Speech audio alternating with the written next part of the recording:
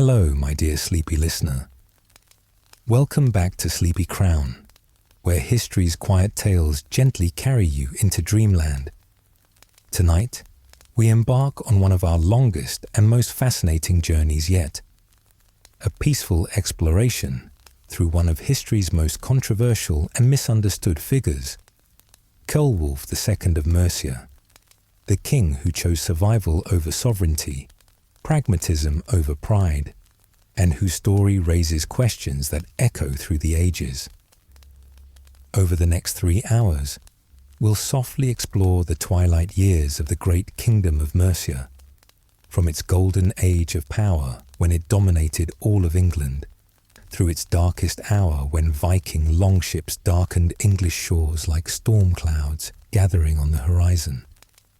This is the tale of a king who faced an impossible choice: fight heroically and watch his people burn in the flames of war, or bow humbly and preserve what remained of his ancient realm for future generations. Before you drift away into peaceful slumber, please take a moment to like this video and subscribe to keep these soothing historical tales coming your way. And tonight, more than ever, I'd love to hear your thoughts in the comments. What would you have done in Ceolwulf's impossible position? Would you have chosen the path of heroic resistance that leads to glorious death, or the harder road of pragmatic survival that brings shame but preserves life? Sometimes our most interesting discussions come from our sleepy listeners who see history from fresh perspectives. So please don't be shy about sharing your thoughts. Even if it's just a simple, fascinating story, or your own take on these impossible historical dilemmas, your voice adds to our growing community of thoughtful dreamers. I know some of you might feel hesitant to comment, but remember, this is a safe space where we explore history together, and every perspective helps us understand these complex human stories better. Whether you're a regular listener or discovering our channel for the first time, your thoughts are always welcome in our gentle corner of the internet. So cozy up under your softest blankets, close your eyes, and let these gentle whispers from the 9th century you into the most restful sleep. If you're new here, welcome to the Sleepy Crown family. We're so glad you found your way to our peaceful realm, where history becomes a bridge to dreams. Tonight, we begin with a king whose very name was nearly erased from history, yet whose decisions shaped the very foundations of the England we know today. Ceolwulf, later known as Ceolwulf II of Mercia, ruled during the kingdom's most perilous hour, when the very survival of Anglo-Saxon civilization hung by the thinnest of threads. History would remember him not for glorious victories on blood-soaked battlefields or grand monuments that scraped the sky, but for a choice that saved countless lives at the terrible cost of his own legacy. In an age that valued martial courage above all other virtues, when songs were sung of heroes who died with swords in their hands and glory in their hearts, he chose the infinitely harder path of political survival through compromise and accommodation. When his contemporaries might have died gloriously in hopeless battles that would have been remembered in epic poems for 1,000 years, he lived pragmatically through humiliating compromises that chroniclers preferred to forget. When pride demanded resistance unto death, wisdom counseled accommodation with life. When honor called for the spectacular gesture that would have meant destruction for his people, pragmatism whispered of survival through submission. And when the old world of Anglo-Saxon independence was crumbling around him like a great hall consumed by flames, Ceolwulf chose to salvage what he could, rather than perish gloriously in the ruins of what had been. To truly understand the magnitude of Ceolwulf's impossible situation, we must first journey back through the mists of time to when Mercia stood as the greatest power in all of England. when the very mention of its name struck awe into the hearts of kings from the windswept highlands of Scotland to the chalk cliffs overlooking the English Channel. Picture, if you will, a time when the word Mercia was spoken with the same reverence that later generations would reserve for Rome or Byzantium. A time when this kingdom was not a collection of desperate survivors clinging to independence, but the beating heart of Anglo-Saxon power, the engine that drove the destiny of an entire people. This was not always a land of compromise and submission, of puppet kings and foreign overlords. For 3 magnificent centuries, from roughly 600 to 900, Mercia had been the sun around which all other English kingdoms orbited. It was the age historians call the Mercian supremacy, when this single realm held sway over territories that stretched from the Welsh mountains in the west to the fenlands of East Anglia, from the Roman walls in the north to the Thames Valley in the south. The story begins in the myths and legends of the 6th century, when Anglo-Saxon warriors first carved kingdoms from the decaying remnants of Roman Britain. While other realms struggled for mere survival along the contested coastlines, constantly threatened by Saxon pirates from across the sea and British resistance from the unconquered hills, Mercia grew strong in the green heartland of England, in the river valleys where trade flowed and the soil was rich enough to support great populations. The kingdom's very name spoke of its essential character and the nature of its people. Mercia meant border folk in the Old English tongue. These were people who lived along the frontiers, hardened by constant vigilance against enemies on every side, shaped by the eternal need to defend what they had built against those who would take it from them. They were not coastal raiders who could flee to the sea when threatened, nor mountain dwellers who could retreat to impregnable fastnesses. They were the people of the Middle Lands, who had to stand and fight for every acre they claimed, every village they built, every harvest they gathered.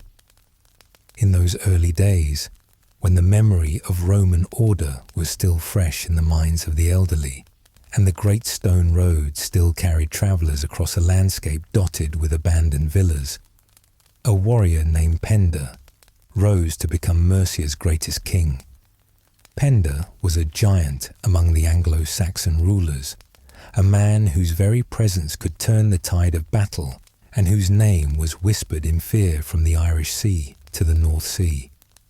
He was the last great pagan king of England, a man who worshipped the old gods of thunder and war, even as Christianity spread like morning light across the land, converting kingdom after kingdom to the new faith.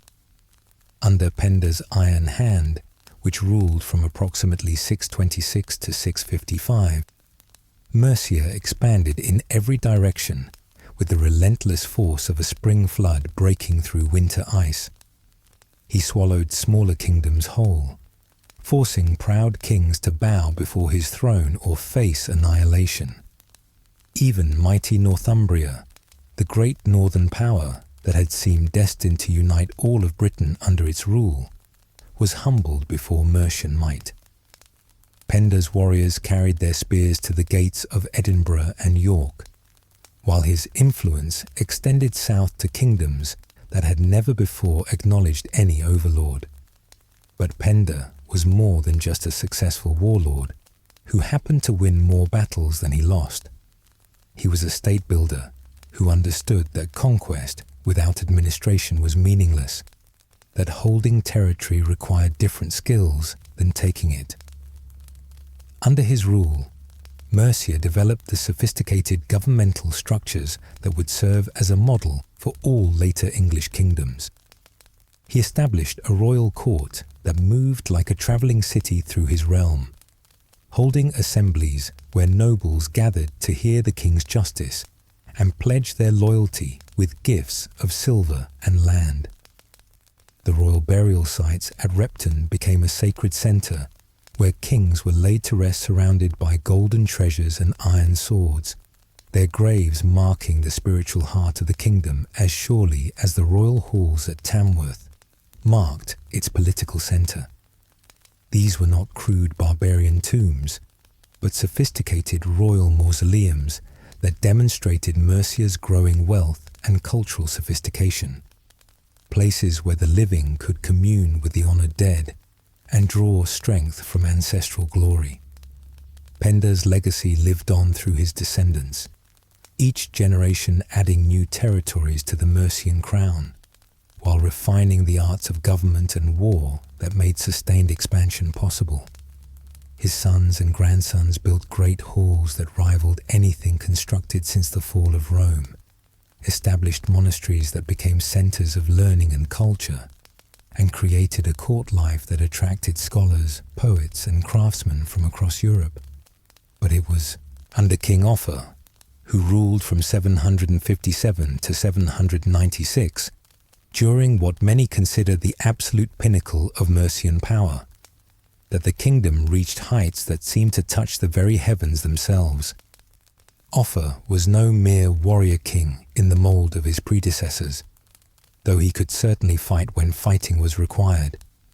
He was a builder, a lawmaker, and a diplomat who corresponded with Charlemagne himself as an equal, the only English king of his era who could claim such status with the greatest ruler in Christian Europe.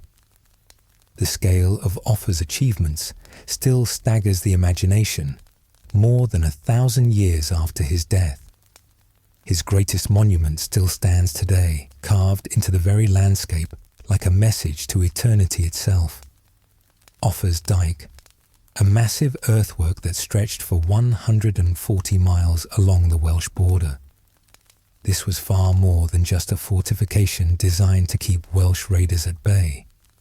It was a statement carved into the earth itself that here ended England and here began Wales, and that the power to make such declarations, to literally reshape the geography of nations, belonged to the King of Mercia alone. The construction of the dyke required engineering skills that had not been seen in Britain since the Roman legions departed. It demanded the coordinated labour of thousands of workers over many years, a logistical achievement that demonstrated Mercia's administrative sophistication as clearly as any written charter or legal code. Every mile of that great earthwork spoke of a kingdom so secure in its power that it could commit vast resources to a project whose benefits would not be fully realised for generations.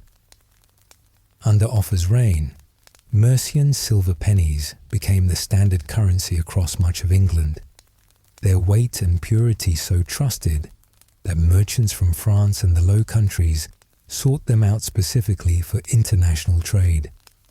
The king's control over currency gave him influence that extended far beyond his formal territorial boundaries, creating an economic empire that complemented and reinforced his political supremacy. Merchants from the great trading cities of the continent regularly sought audiences at the Mercian court, bringing exotic goods and paying tribute to secure safe passage through the king's domains. Frankish wines appeared on noble tables alongside English ales, while silks from Byzantium and amber from the Baltic found their way into the treasure hoards of Mercian churches and aristocratic families. The kingdom had become a magnet for international commerce, drawing wealth from across the known world.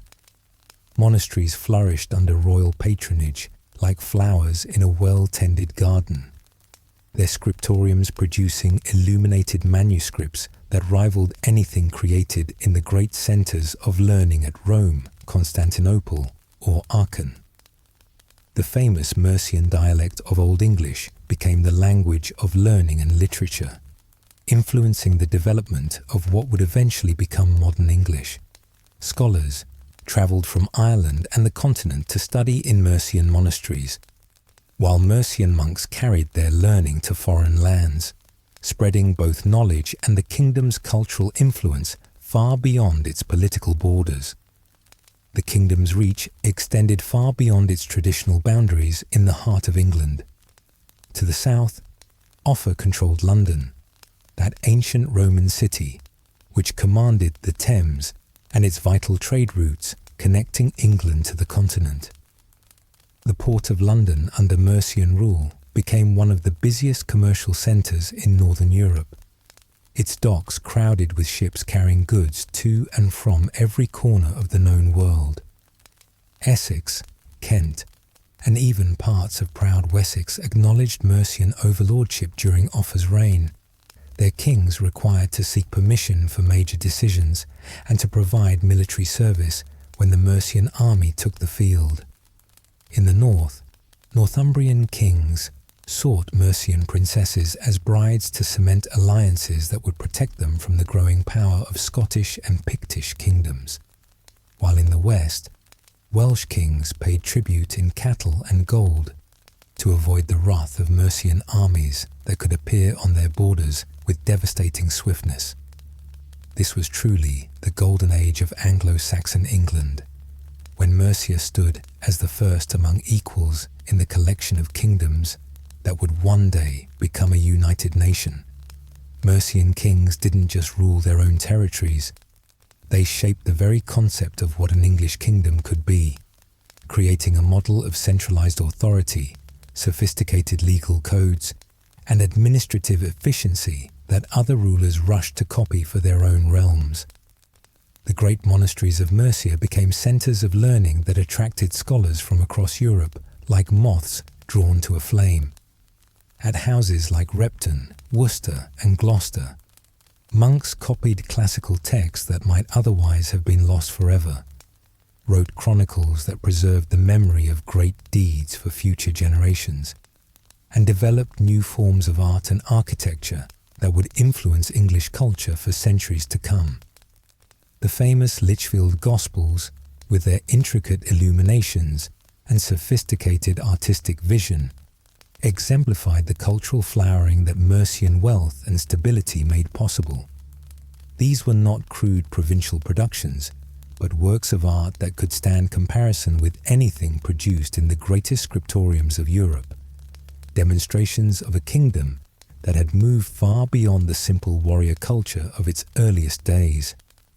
Trade flourished along rivers that Mercian engineers maintained and improved, and along Roman roads that the kingdom's administrators kept in better repair than had been seen since the legions departed. Markets in Tamworth, Chester, and Derby drew merchants from as far away as Scandinavia and the Mediterranean, their stalls overflowing with goods that spoke of a commercial network spanning continents. The kingdom's wealth was built not just on conquest and tribute, though these remained important, but on commerce, craftsmanship, and the careful management of agricultural estates that fed a growing population. Mercian landlords pioneered new farming techniques that increased crop yields, while Mercian craftsmen developed new methods for working metal, wood, and stone that made their products sought after throughout northern Europe. The sophistication of Mercian government can be seen in the detailed charters and legal codes that survive from this period. These documents reveal an administrative system of remarkable complexity and efficiency, capable of managing territories that spanned hundreds of miles and populations that numbered in the hundreds of thousands. Tax collection, military service, legal disputes, and church relations were all handled through bureaucratic structures that would not have seemed out of place in Charlemagne's empire or the Byzantine court. Yet even in these golden days, when Mercian power seemed as permanent as the great earthworks that marked its borders, careful observers might have noticed the first small cracks beginning to appear in the kingdom's mighty foundation. The very size that made Mercia strong also made it vulnerable in ways that smaller, more compact kingdoms could avoid.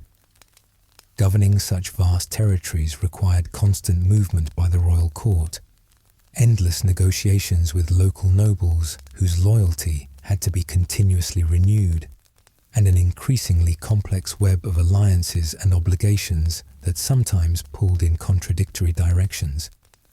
Each conquered territory brought its own challenges, different laws, customs, and loyalties that had to be carefully balanced against the interests of the Mercian heartland and the expectations of the original Mercian nobility.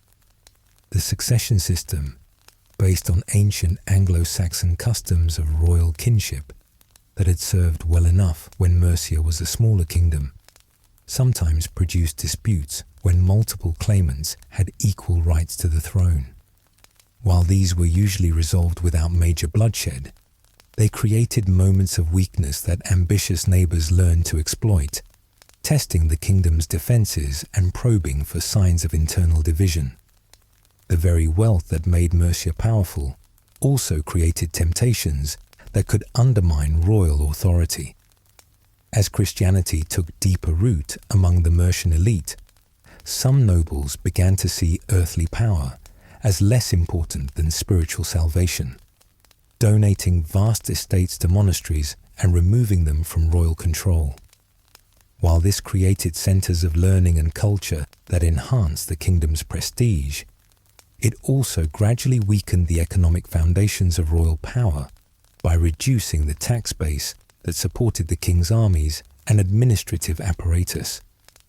The relationship with the church, while generally supportive and mutually beneficial, also created complications that previous generations had not faced.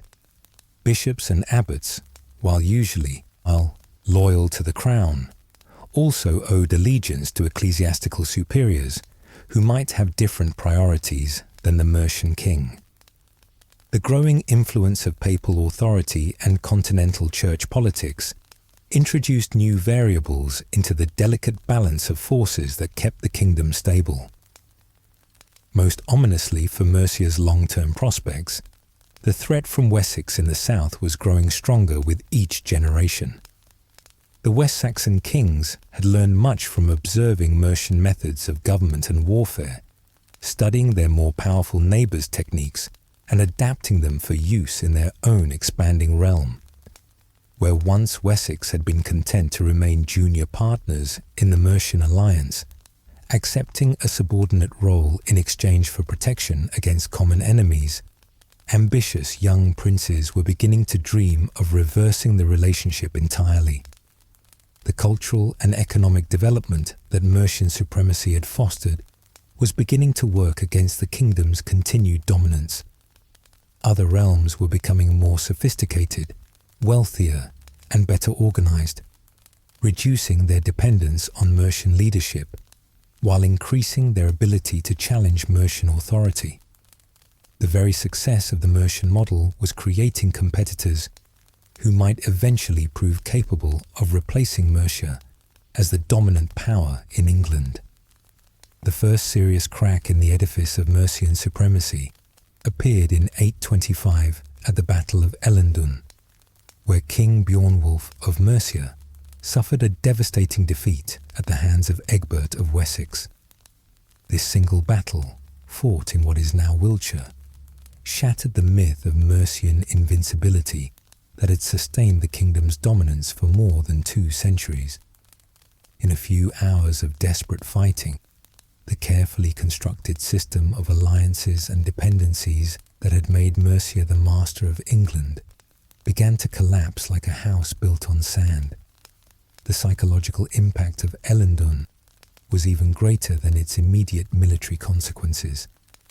Kingdoms that had submitted to Mercian overlordship not out of love, but from recognition of overwhelming power, suddenly saw that power as vulnerable, perhaps even mortal. Essex, Kent, Surrey, and Sussex all switched their allegiance to Wessex practically overnight, leaving Mercia suddenly reduced to its core territories in the Midlands and facing enemies on every border. Though Mercia recovered its independence after a brief period of West Saxon domination, managing to restore its borders and even mount successful counterattacks against its enemies, the fundamental balance of power had shifted permanently. The kingdom that had once dictated terms to all its neighbours, now found itself struggling to maintain equal status with resurgent Wessex, fighting desperately to preserve what remained of its ancient supremacy. Internal disputes over succession became more frequent and more damaging as rival claimants sought foreign allies to support their ambitions, introducing external powers into what had previously been purely domestic Mercian affairs. The kingdom's nobles began to hedge their bets, maintaining contacts with foreign courts and weighing their options in case the Mercian royal line should fail entirely. The reign of King Burgred, who ruled from 852 to 874 and would prove to be the last truly independent king of Mercia, represented both the final flowering of traditional Mercian power and the beginning of its ultimate decline. Burgred was in many ways a capable and intelligent ruler who managed to maintain his kingdom's independence and even mount successful campaigns against the Welsh kingdoms that had been paying tribute to Mercia for generations. His marriage to Ethelwulf, daughter of King Ceolwulf of Wessex, was intended to cement an alliance that would secure peace between the two great English kingdoms and present a united front against any external threats. The marriage was celebrated with great ceremony and seemed to promise a new era of cooperation between realms that had spent decades as rivals and sometimes enemies. But Burgred's reign was overshadowed by a new and far more terrible threat than any his predecessors had ever faced. From across the North Sea came increasingly alarming reports of a new kind of Viking activity, not the seasonal raids that England had endured for decades, troublesome but manageable, but massive armies intent on permanent conquest rather than temporary plunder. These were not the familiar raiders seeking quick profit before returning to their Scandinavian homelands, but settlers looking for new lands to claim as their own. Warriors who came not just with weapons, but with families, livestock, and all the equipment needed to establish permanent communities. The scattered, opportunistic raids of earlier decades were being replaced by coordinated campaigns involving hundreds of ships and thousands of warriors, operations that suggested a level of organization and ambition that dwarfed anything previously seen. The Vikings had been probing English defences for nearly a century, testing the resolve of local defenders, mapping the locations of wealthy monasteries and royal treasures, and learning the political relationships that bound the various kingdoms together or divided them against each other. What had begun as essentially organized piracy was evolving into something far more systematic and dangerous. A coordinated attempt to seize and hold English territory on a scale that threatened the very existence of Anglo-Saxon civilization. In Ireland, the Vikings had already established permanent bases at Dublin and other coastal cities, proving that they were capable of far more than hit-and-run tactics. These weren't temporary camps that would be abandoned at the first sign of serious resistance, but fortified towns with harbours, markets, and all the infrastructure needed to support long-term occupation. The success of these Irish settlements provided both a model and a base of operations for similar ventures in England. In France, Viking armies had sailed up the Seine to attack Paris itself, the greatest city in the Frankish Empire, demonstrating their growing confidence and their ability to challenge even the most powerful continental kingdoms. If Paris could be threatened, if the Frankish Empire itself was vulnerable to Viking assault, what hope did the smaller English kingdoms have of resisting similar attacks? England, with its wealth of monasteries bulging with gold and silver, its fertile farmlands capable of supporting large populations, and its relatively small armies spread thin across numerous kingdoms that often fought among themselves, was an increasingly tempting target for major invasion. The political fragmentation that had once been England's strength allowing different kingdoms to develop specialized capabilities and mutual support, was becoming a fatal weakness in the face of unified enemies who could exploit divisions and defeat opponents in detail. The signs of impending catastrophe were all there for those who chose to read them, written in the smoke of burning monasteries and the blood of slaughtered monks. Viking raids were becoming larger and more frequent, with attackers showing increasing knowledge of English geography, politics, and military capabilities. The intelligence suggested the presence of spies and scouts, of careful planning that went far beyond the opportunistic violence of simple piracy. Most ominously, captured Vikings under interrogation spoke of great armies being assembled in Denmark and Norway, of kings and jarls pooling their resources for an enterprise that would dwarf all previous attempts at conquest. England was no longer facing random attacks by independent war bands, but the organized assault of what amounted to entire nations mobilized for conquest. King Burgred and his advisors were not blind to these developments, but the responses they could mount were limited by the political and military realities of 9th century England. Mercia, despite its remaining wealth and power, could not single-handedly defend the entire English coast against enemies who could choose when and where to attack. Cooperation with Wessex and the other surviving kingdoms was essential, but such cooperation required delicate negotiations and mutual concessions that took time Mercia might not have. The kingdom's military system, evolved over centuries for fighting other Anglo-Saxon armies and occasional Welsh incursions, was poorly adapted to the new reality of Viking warfare. Mercian forces excelled at the kind of set-piece battles between shield walls that had decided conflicts for generations, but the Vikings preferred swift raids, sophisticated siege warfare, and the systematic devastation of enemy territories, tactics that rendered traditional English military doctrine largely obsolete. Traditional English tactics relied on assembling the Fyrd, the citizen militia drawn from free farmers and craftsmen. But this process was far too slow to counter enemies who could appear without warning and disappear just as quickly. By the time Mercian forces could be gathered and marched to the scene of an attack, the Vikings would be long gone, leaving only smoking ruins and traumatized survivors to mark their passage.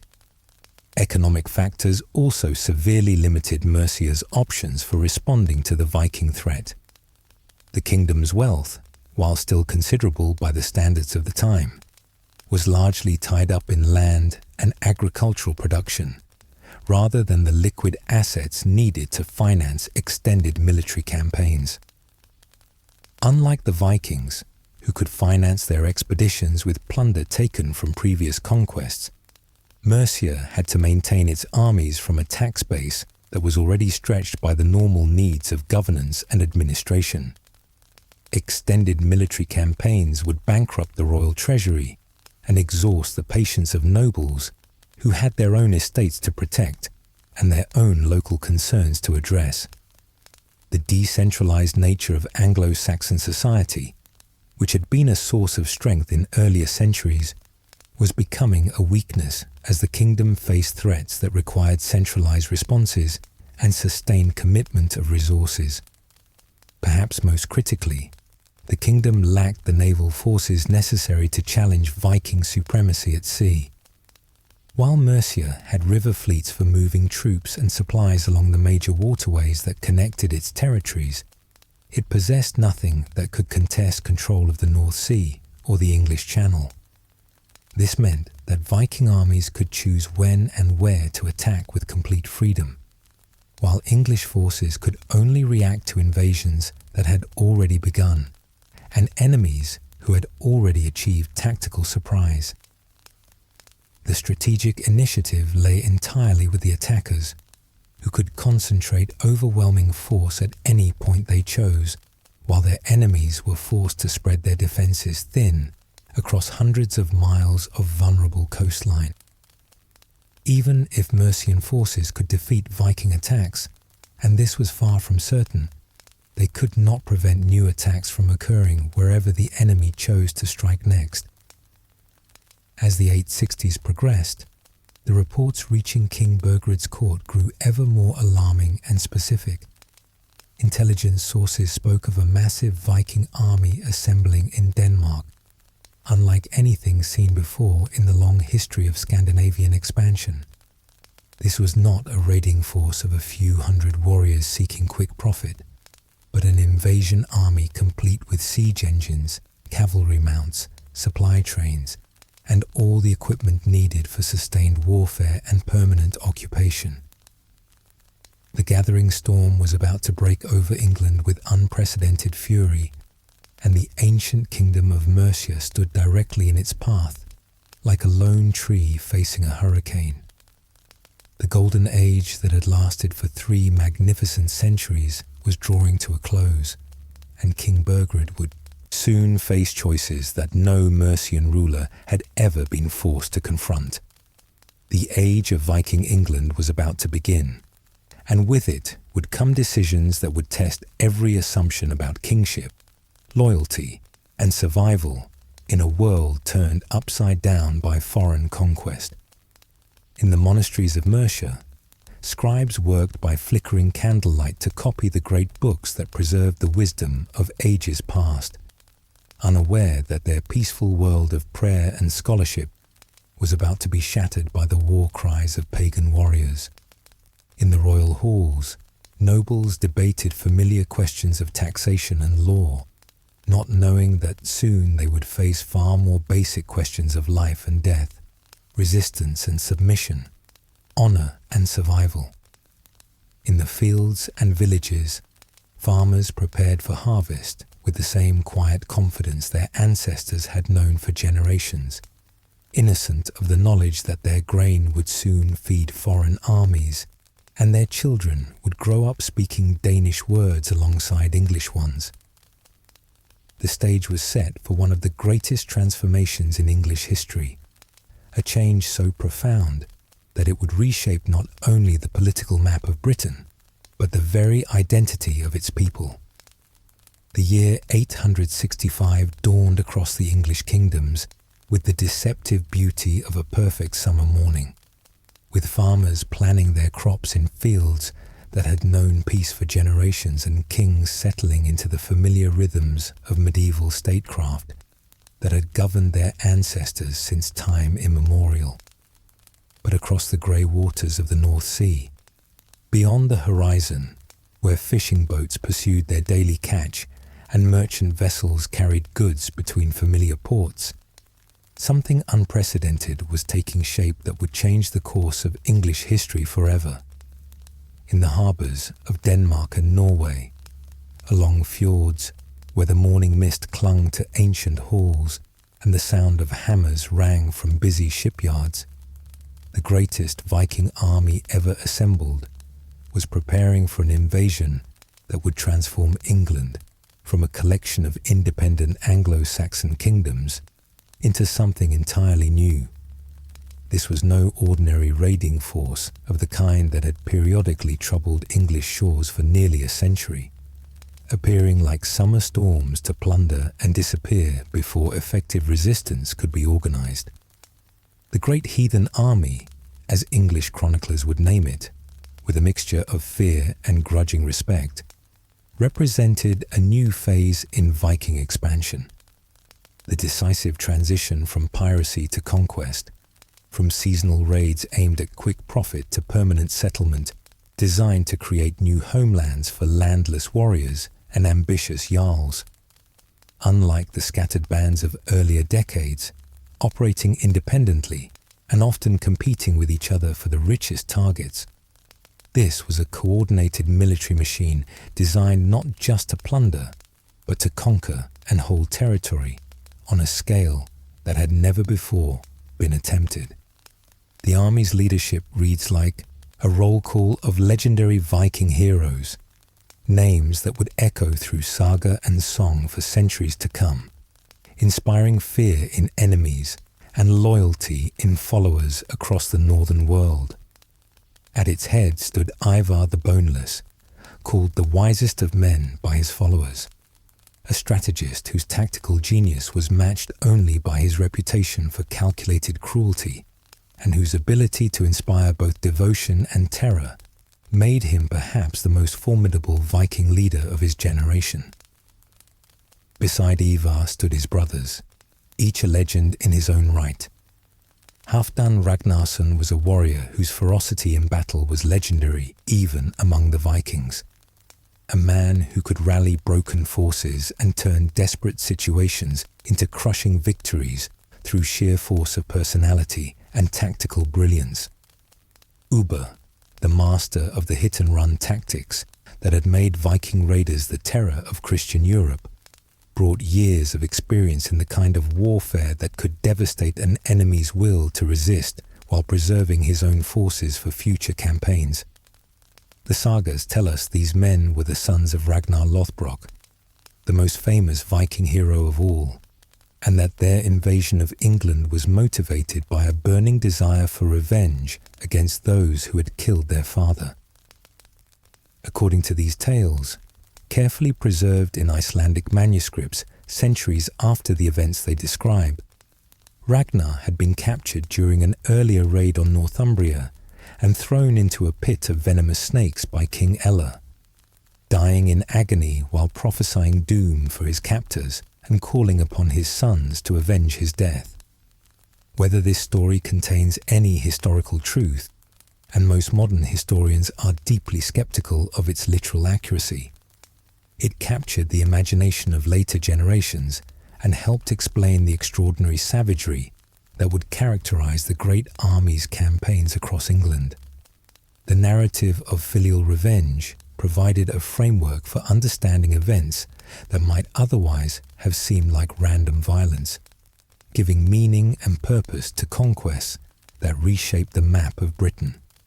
What we do know with certainty is that by 865, these leaders had achieved something remarkable in the normally fractious world of Viking politics. They had united multiple war bands under a single command structure, overcoming the traditional independence and rivalry that had previously limited Scandinavian military effectiveness.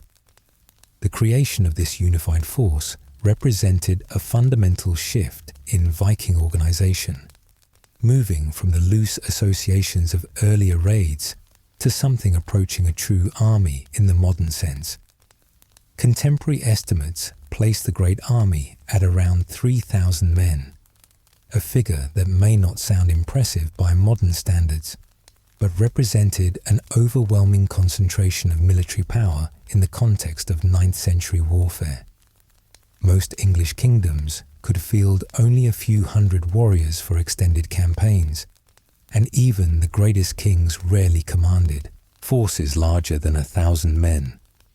The Vikings had assembled a force large enough to outnumber any single English army, while possessing the mobility to concentrate against enemy forces before they could unite against the common threat. The army that set sail for England in the summer of 865 was unlike anything the Vikings had attempted before in both its size and its sophisticated preparation. Previous raids had relied on speed and surprise, striking coastal targets with lightning attacks before disappearing back to sea with their plunder. The Great Army came equipped for sustained warfare, with siege engines for reducing fortified positions, cavalry mounts for rapid movement across land, and most importantly, the logistical capability to maintain itself in enemy territory for years rather than months. Their ships, too, were different from the sleek longships typically associated with Viking raids. While the fleet certainly included the traditional dragon-headed vessels designed for rapid coastal attacks, it also carried larger cargo ships loaded with supplies, equipment, and all the materials needed to establish fortified camps and permanent settlements. This was an invasion force prepared for the long campaign that true conquest would require, not a raid designed to grab quick plunder and retreat to safety. The army's first landfall was on the Isle of Thanet in Kent, a location chosen with careful strategic consideration that revealed the sophistication of Viking intelligence gathering and planning. Thanet provided a secure base from which to assess English defences, while remaining close enough to the sea to allow for quick escape if the invasion force encountered unexpectedly strong resistance. More importantly, it placed the Vikings within striking distance of multiple kingdoms, allowing them to exploit any political divisions or military weaknesses they might discover. The choice of Thanet also demonstrated the Vikings' understanding of English geography and politics. The island's location at the mouth of the Thames gave them access to the river system that connected London to the interior of England, while its position between Kent and the territories of other kingdoms allowed them to play different English rulers against each other. From Thanet, they could threaten multiple targets simultaneously, forcing their enemies to spread their defences thin, while the Vikings retained the initiative to strike wherever they chose. True to their reputation for pragmatic brutality, the Vikings immediately set about extracting tribute from the local population, but with a crucial difference from previous raids. Instead of taking their payment and departing for home waters, the Great Army used this initial tribute to purchase horses from English dealers, transforming themselves from a purely naval force into a combined arms army capable of rapid movement across the English countryside. This adaptation would prove crucial to their subsequent success, allowing them to outmaneuver English forces that had been designed to fight other infantry armies. The acquisition of cavalry mounts represented more than just a tactical innovation. It demonstrated the Vikings' intention to stay and fight, rather than raid and retreat. Horses were expensive and difficult to transport by sea, making them impractical for traditional hit-and-run raids. But for an army planning extended operations in enemy territory, cavalry provided the mobility needed to exploit success and avoid dangerous concentrations of enemy forces. From Thanet, the army moved north into East Anglia with the smooth efficiency of a well-oiled machine, revealing the months or years of planning that had preceded the invasion. Here they encountered their first serious test of English resistance in King Edmund, later to be remembered as Edmund the Martyr, a capable ruler who might have posed a significant challenge to the Viking invasion if he had been given time to organize effective opposition. The East Anglian kingdom, though smaller than Mercia or Wessex, was wealthy and well defended, with a proud tradition of independence that dated back to the earliest days of Anglo-Saxon settlement. The kingdom's prosperity was built on trade with the continent, its ports serving as gateways through which goods flowed between England and the great commercial centres of Frisia and Francia. The East Anglian nobility were experienced in warfare, having fought successfully against Mercian expansion and Welsh raids for generations. King Edmund himself was no inexperienced youth, thrust unprepared into leadership, but a mature ruler who had already proven his capability in both war and peace. He commanded the loyalty of nobles who had grown wealthy from the kingdom's commercial success, and he could call upon a third of free farmers who had every reason to fight fiercely for their homes and families. Under different circumstances, with more time to prepare and perhaps with allies to support him, Edmund might have mounted a defence that could have stopped the Viking invasion in its tracks. But the Great Army had not come to fight fair battles according to the established conventions of medieval warfare. Instead of seeking a decisive engagement with Edmund's main force, where English advantages in defensive fighting and knowledge of local terrain might have evened the odds, they employed the systematic devastation tactics that would become their trademark throughout the conquest of England. Viking bands spread across East Anglia like a plague of locusts, burning villages with methodical thoroughness, slaughtering livestock that could not be driven away for their own use, and destroying everything that could not be carried off as plunder. The psychological impact of this campaign was as important as the physical damage. This was warfare designed to break the will to resist as much as to destroy military capability. The Vikings understood that terror could be as effective as superior numbers in achieving their objectives. Every burnt village sent refugees fleeing to spread tales of Viking brutality. Every slaughtered population eliminated potential sources of future resistance. And every act of calculated cruelty served notice that submission was the only alternative to total destruction. The destruction was not random violence born of battle madness, but carefully calculated psychological warfare designed to present Edmund and his nobles with an impossible choice.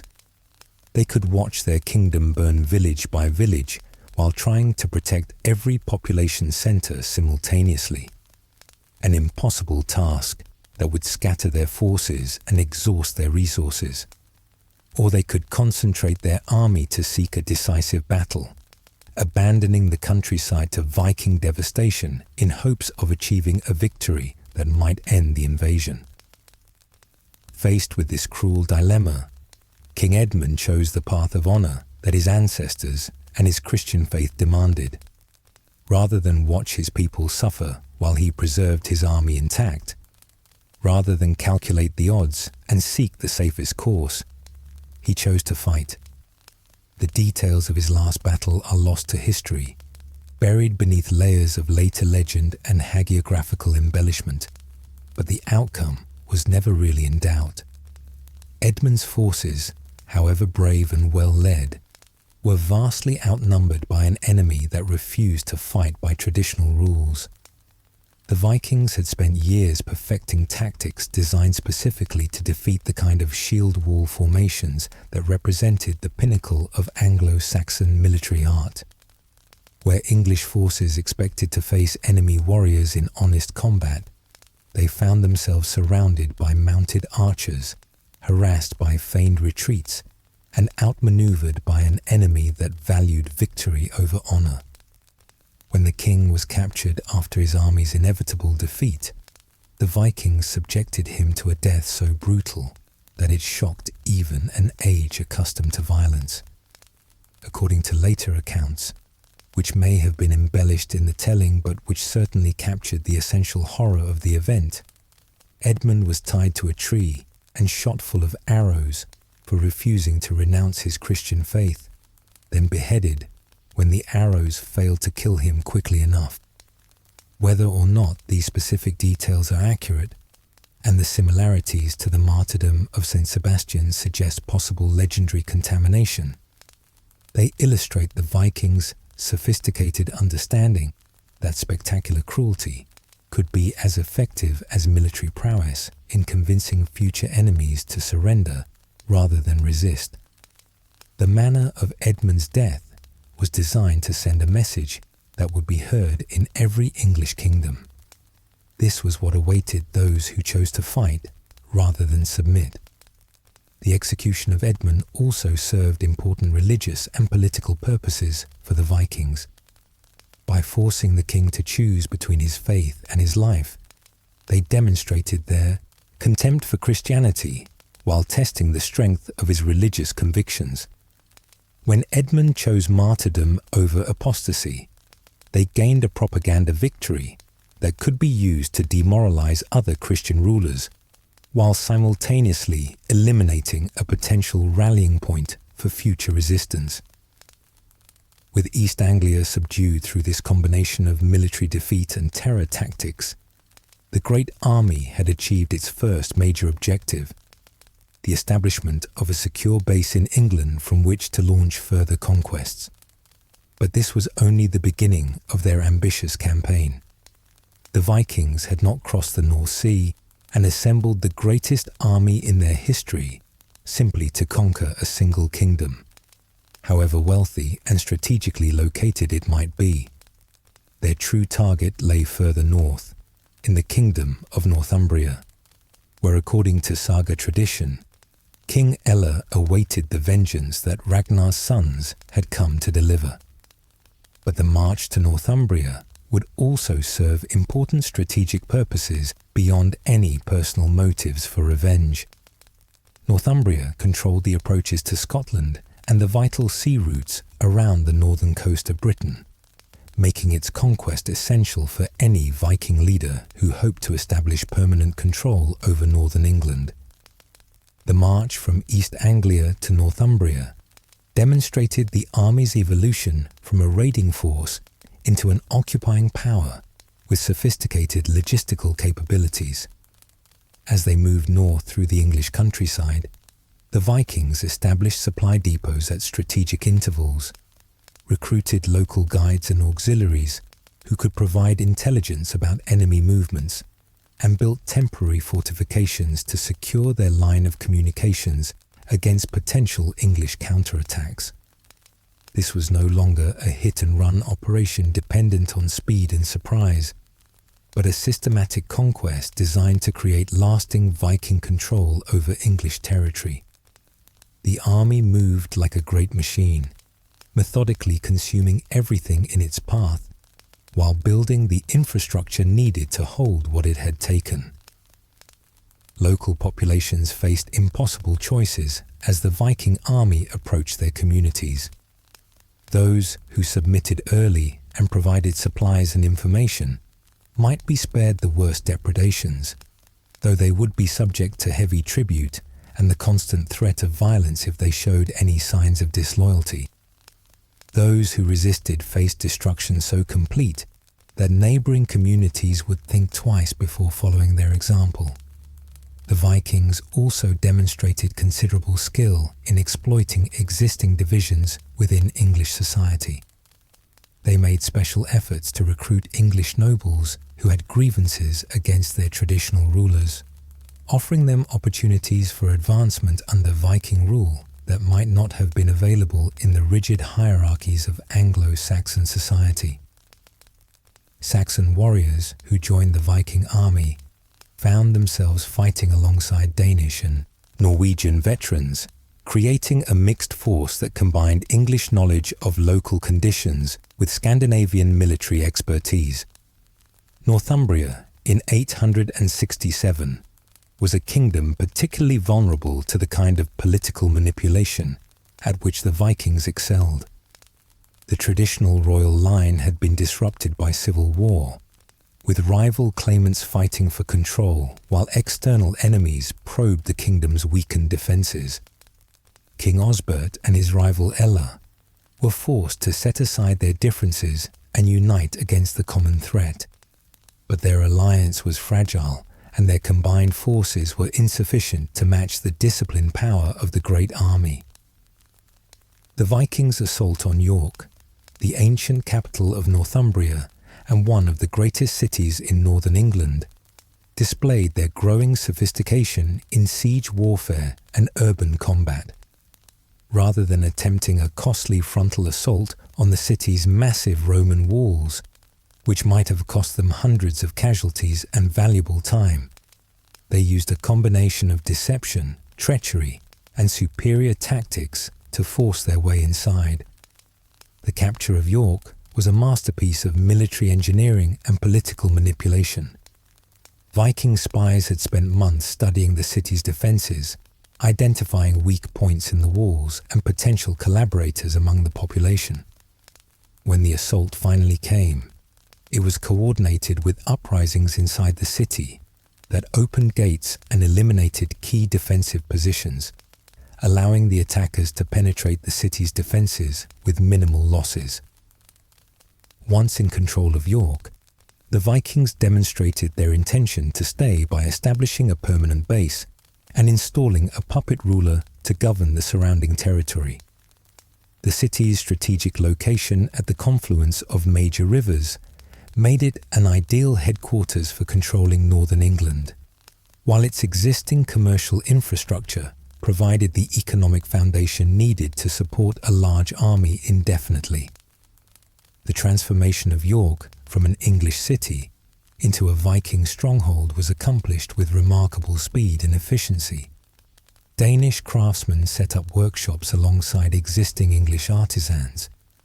Viking merchants established trading relationships with continental partners, and Scandinavian farmers began settling in the fertile valleys surrounding the city. Within months, York had become the capital of a Viking kingdom that would endure for nearly a century.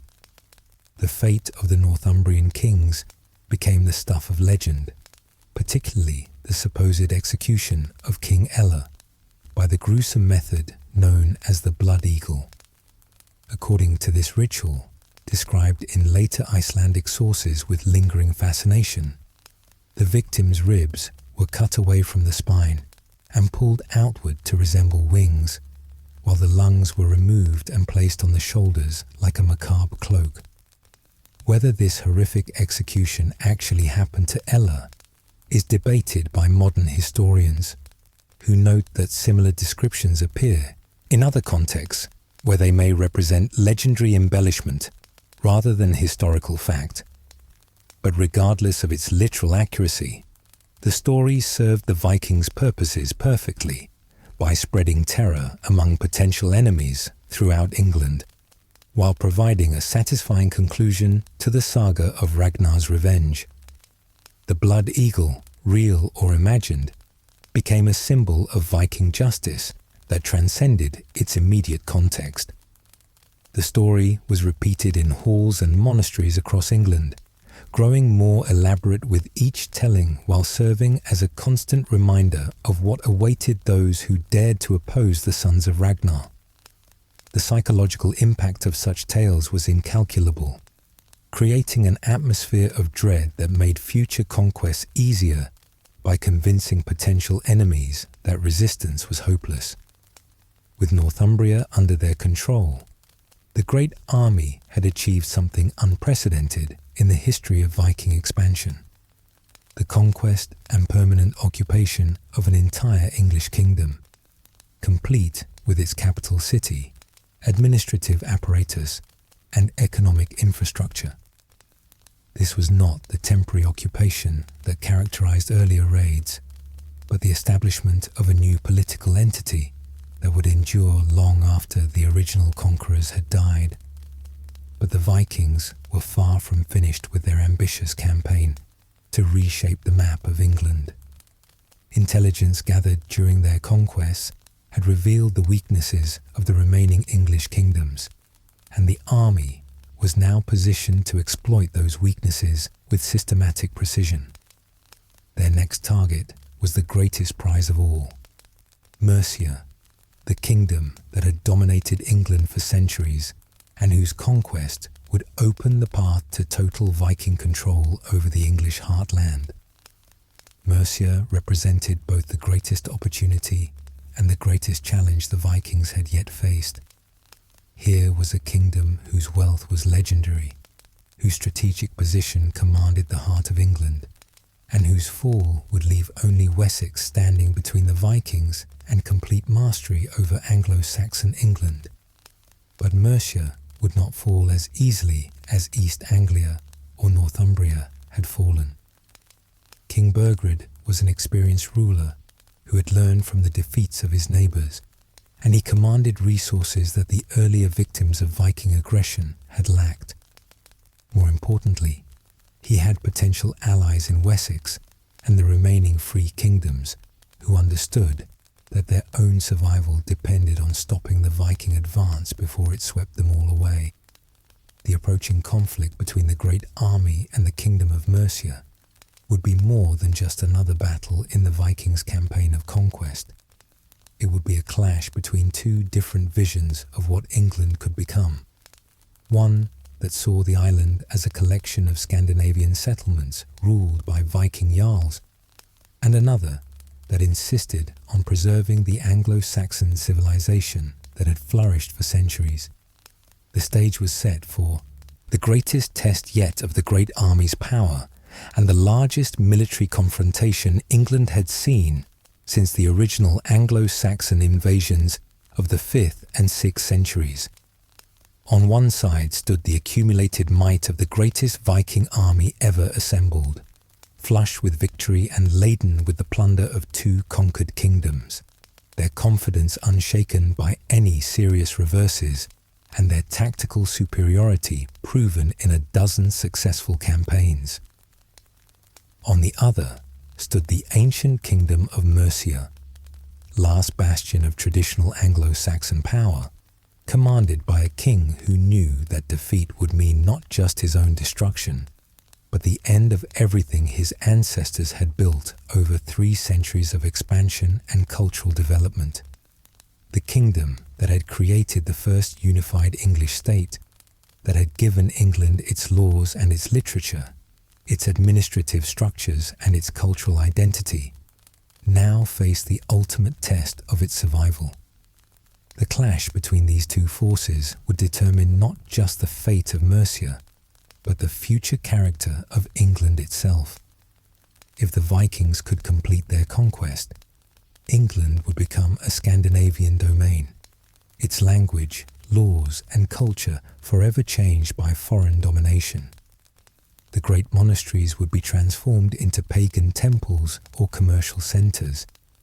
The elaborate governmental structures developed over centuries would be replaced by simpler Scandinavian customs, and the emerging sense of English identity would be submerged beneath waves of Scandinavian settlement. If they could be stopped, if the ancient kingdom could somehow find the strength to halt the Viking advance, then the Anglo-Saxon kingdoms might yet survive to grow into the united England that later generations would know. The battle for Mercia was nothing less than a battle for the soul of English civilization, and its outcome would echo through the centuries like the sound of great bells tolling over a transformed landscape.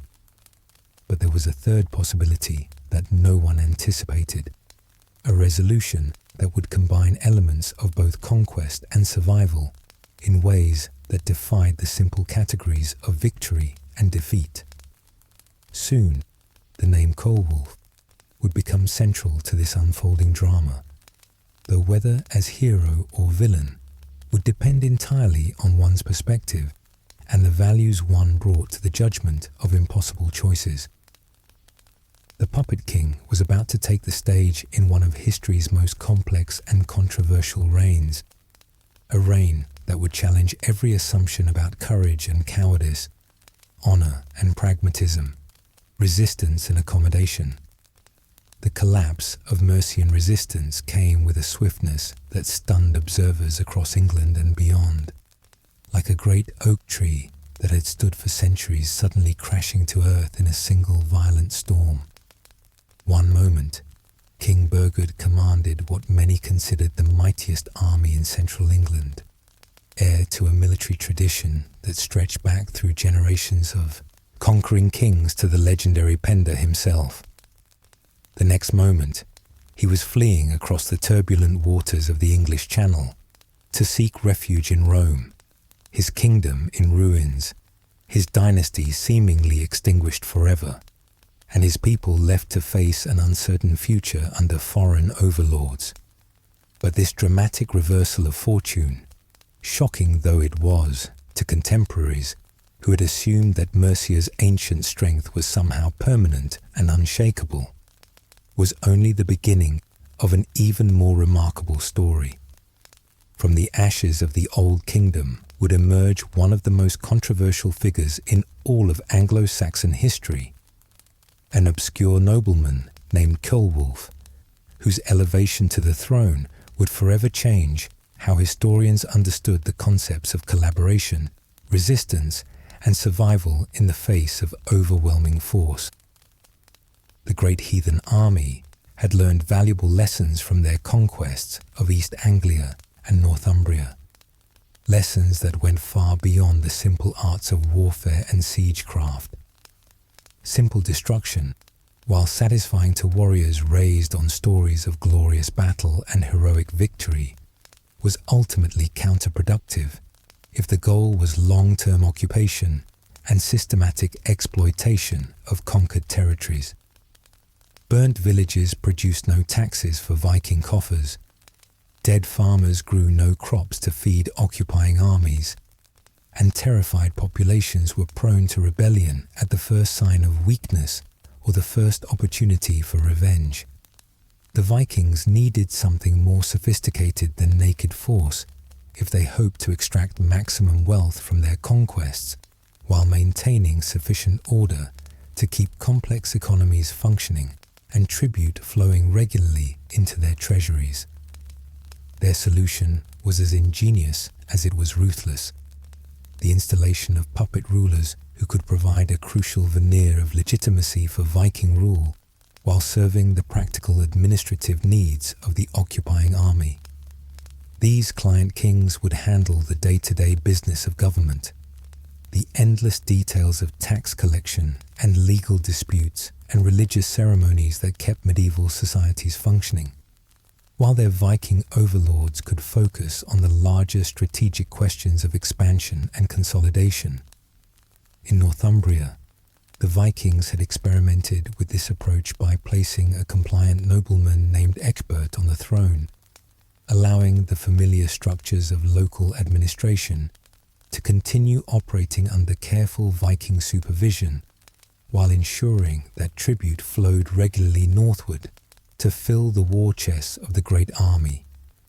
The experiment had proven remarkably successful, demonstrating that indirect rule could be far more profitable than direct occupation, while requiring far fewer Viking warriors to maintain control. But the conquest of Mercia presented both greater opportunities and more complex challenges than anything the Vikings had previously attempted.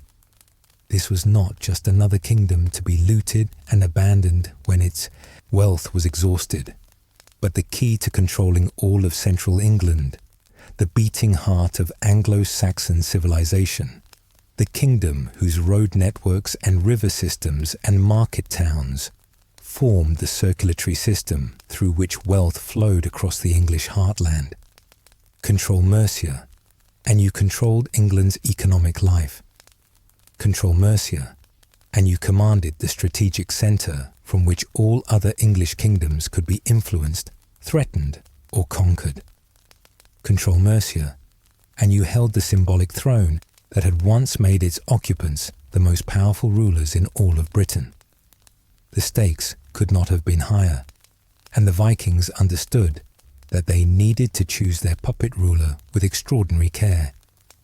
The challenge lay in finding someone suitable to serve as a client king who could balance the competing demands of the position.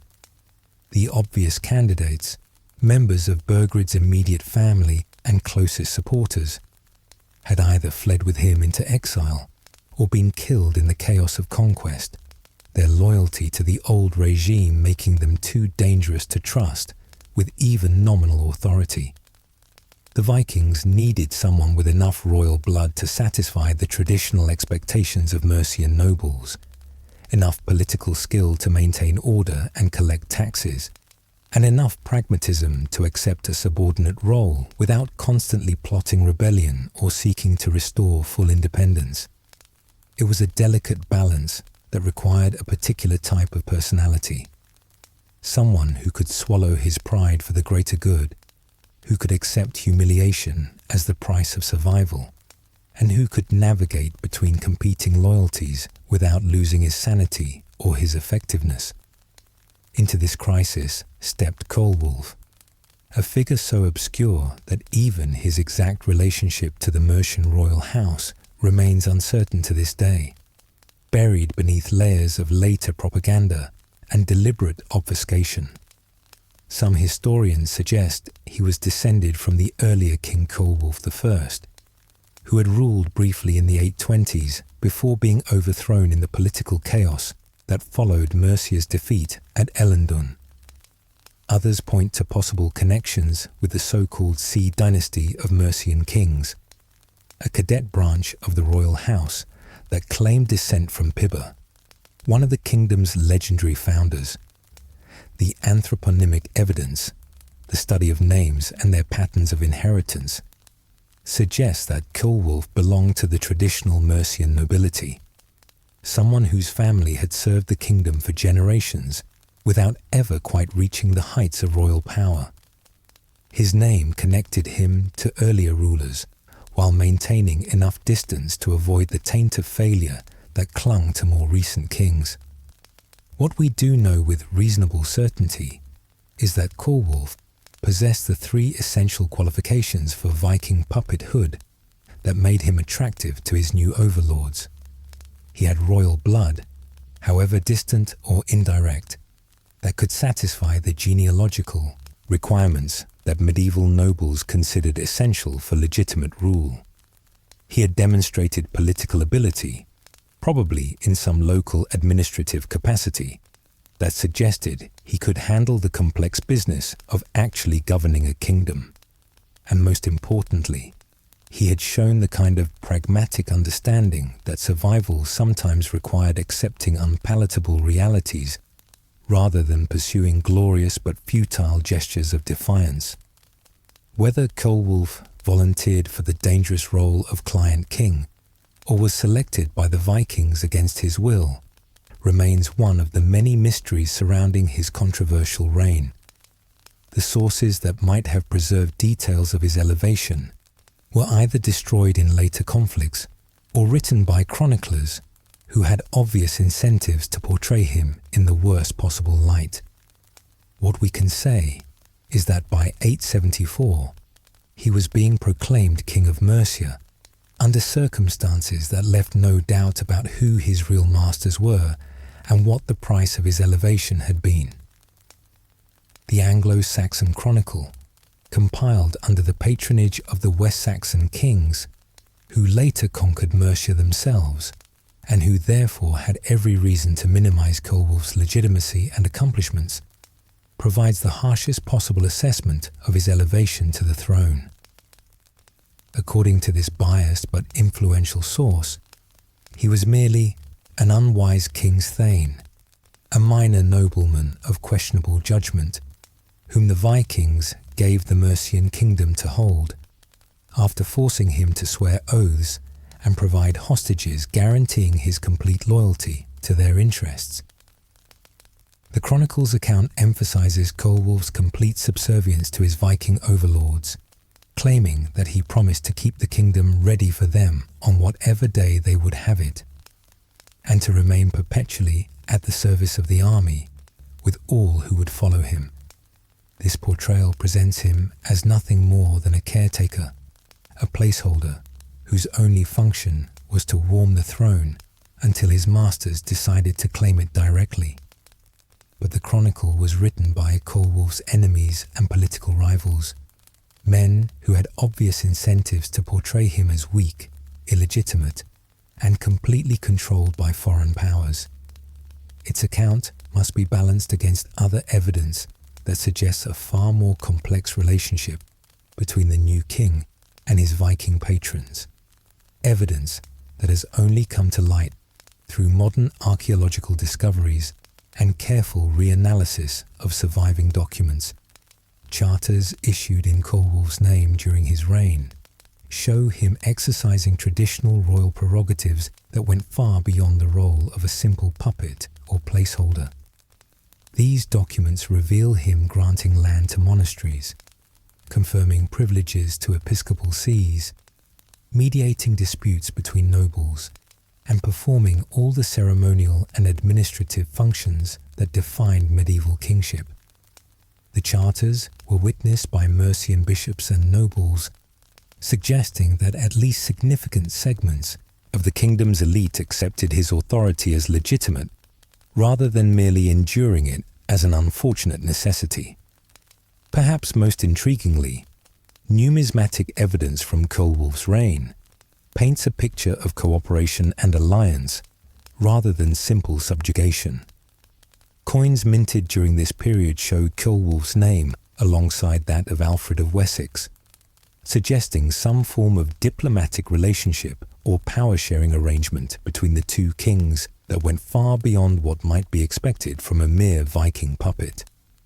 The famous 2 emperors' pennies discovered in the Watlington hoard actually depict both rulers seated side by side in positions of apparent equality, a remarkable piece of evidence that indicates Ceolwulf was seen, at least by some contemporaries, as a legitimate king capable of entering into alliances and treaties on equal terms with other rulers.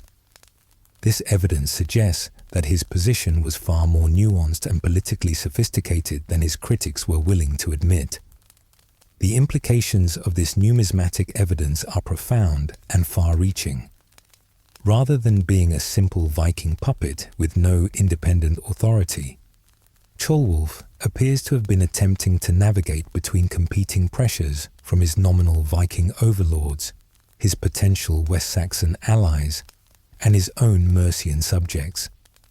Such a complex balancing act would have required considerable political skill, and suggests that the Vikings chose their client king more carefully than the chronicle's dismissive account implies.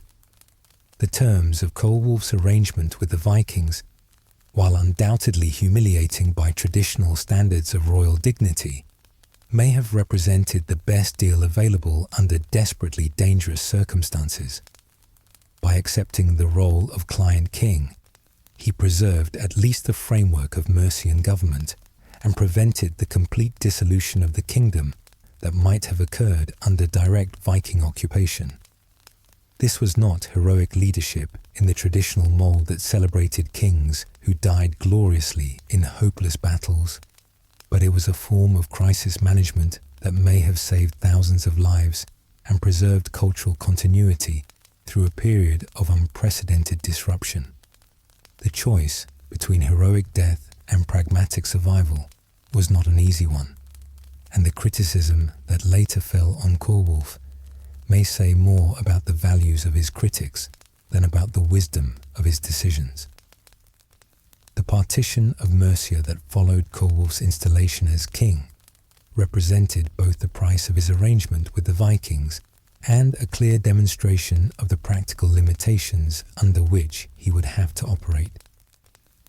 The Great Army kept direct control of eastern Mercia, the most fertile and economically valuable part of the kingdom, where they established permanent settlements and began the process of creating what would eventually become known as the Danelaw. This eastern territory included some of the richest agricultural land in England, the great river valleys that had made Mercia wealthy, and the trading centres that connected the kingdom to continental commerce.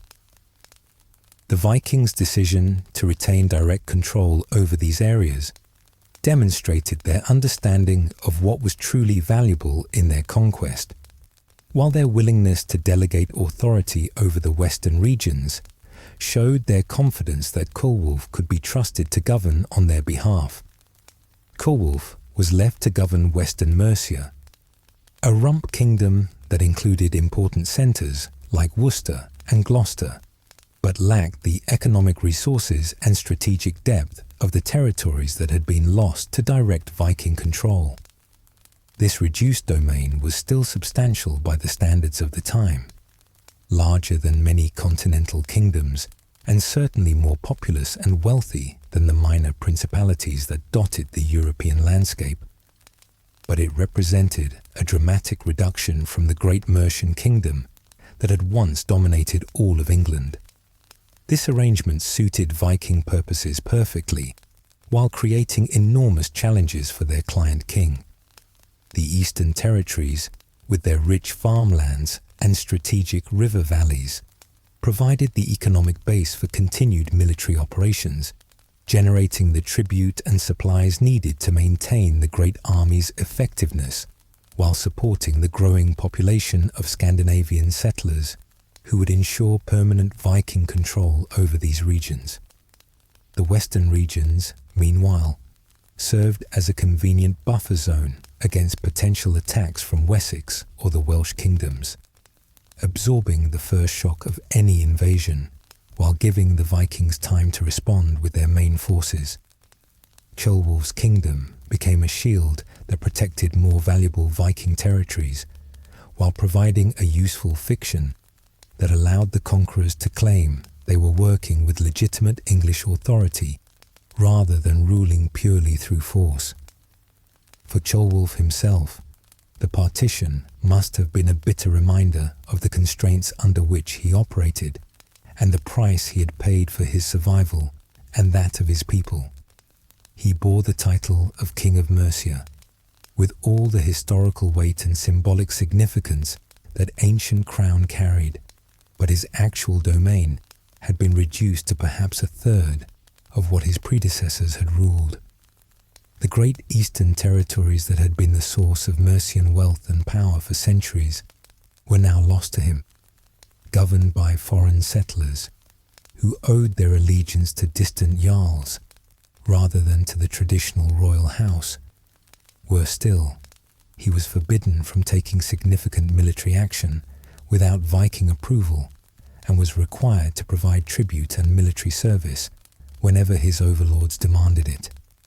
The independence that had been the defining characteristic of Mercian kingship for 3 centuries was now gone, replaced by a complex web of obligations and restrictions that turned the crown from a symbol of authority into a badge of subordination.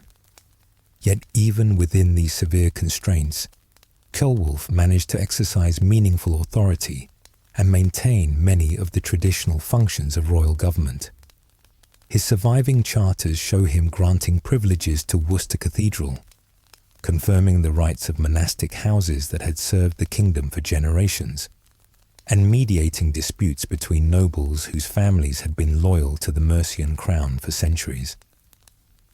These activities may seem minor compared to the great military campaigns and territorial expansions that had characterized earlier Mercian kings, but they were crucial for maintaining the continuity of the kingdom's institutional and cultural life. More importantly, his continued presence on the throne provided psychological comfort to Mercian subjects who might otherwise have despaired at the complete extinction of their ancient kingdom and the obliteration of everything their ancestors had built. The relationship between Ceolwulf and his Viking overlords appears to have been formalized through an elaborate system of oaths and hostages that bound him to their service, while theoretically preserving his royal dignity.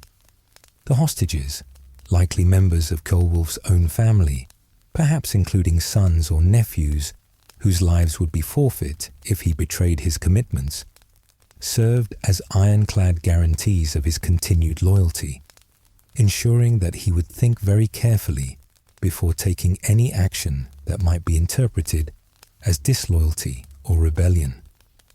The oaths provided a legal framework within which both sides could operate, establishing clear expectations and consequences while allowing each party to maintain face before their respective followers. This was not the crude subjugation of a conquered enemy, the kind of arrangement that had characterized earlier periods of Viking raiding, but a sophisticated form of indirect rule that allowed the Vikings to exploit Mercian resources while minimizing the administrative burden of direct occupation. The sophistication of these arrangements suggests that the Vikings had learned much from their earlier experiments with client rulers and had developed their techniques of indirect control into something approaching a science. They understood that the most effective form of domination was often the least visible, achieved through careful manipulation of existing power structures rather than their complete destruction. The psychological impact of this arrangement on Ceolwulf himself can only be imagined, but it must have been almost unbearable at times. Here was a man who bore one of the most prestigious titles in Anglo-Saxon England, who sat on a throne that had been occupied by some of the greatest kings in English history, yet who could not make major decisions without consulting foreign overlords whose own origins lay in the pirate havens of Scandinavia. He commanded armies, but could not deploy them without permission from men who had conquered his kingdom through superior force and systematic brutality. He ruled a kingdom but could not determine its foreign policy, control its borders, or protect its people from external threats. He wore a crown, but knew that his authority depended entirely on Viking sufferance, that his title was ultimately meaningless without the backing of his conqueror's swords. Such a position would have tested the mental resilience of any ruler, requiring a constant balancing act between the competing demands of different constituencies who often had conflicting interests and irreconcilable expectations. Ceolwulf had to appear strong enough to command respect from his own nobles, whose support was essential for maintaining order and collecting taxes, while remaining sufficiently submissive to avoid alarming his Viking masters, who had not installed him to pursue an independent agenda. He needed to extract enough tribute from his subjects to satisfy Viking demands for wealth and supplies, while avoiding such heavy taxation that his people would rebel or flee to neighboring kingdoms where the burden might be lighter. He had to maintain hope among his followers that eventual independence might be possible, while accepting the practical reality that continued subjugation was likely to be permanent. Most challenging of all, he had to preserve his own sanity and sense of purpose, while accepting a role that contradicted every instinct of royal pride and ancestral honor that he had been raised to value. The warrior culture of Anglo-Saxon nobility emphasized personal courage, martial prowess, and the defense of one's people as the primary measures of royal worth. Yet Ceolwulf's survival strategy required him to appear weak, submissive, and dependent on foreign protection. The evidence suggests that Ceolwulf managed this impossible balancing act with considerable skill, at least during the early years of his reign. His kingdom remained relatively peaceful and productive, suggesting that he had found ways to satisfy all parties sufficiently to prevent the open conflicts that could have destroyed everything he was trying to preserve. Tribute flowed regularly to his Viking overlords. Taxes were collected from his subjects without provoking major revolts, and relations with neighboring kingdoms remained stable enough to avoid triggering wider conflicts that could have drawn his fragile realm into wars it could not afford to fight. But this stability came at enormous personal cost to the king himself.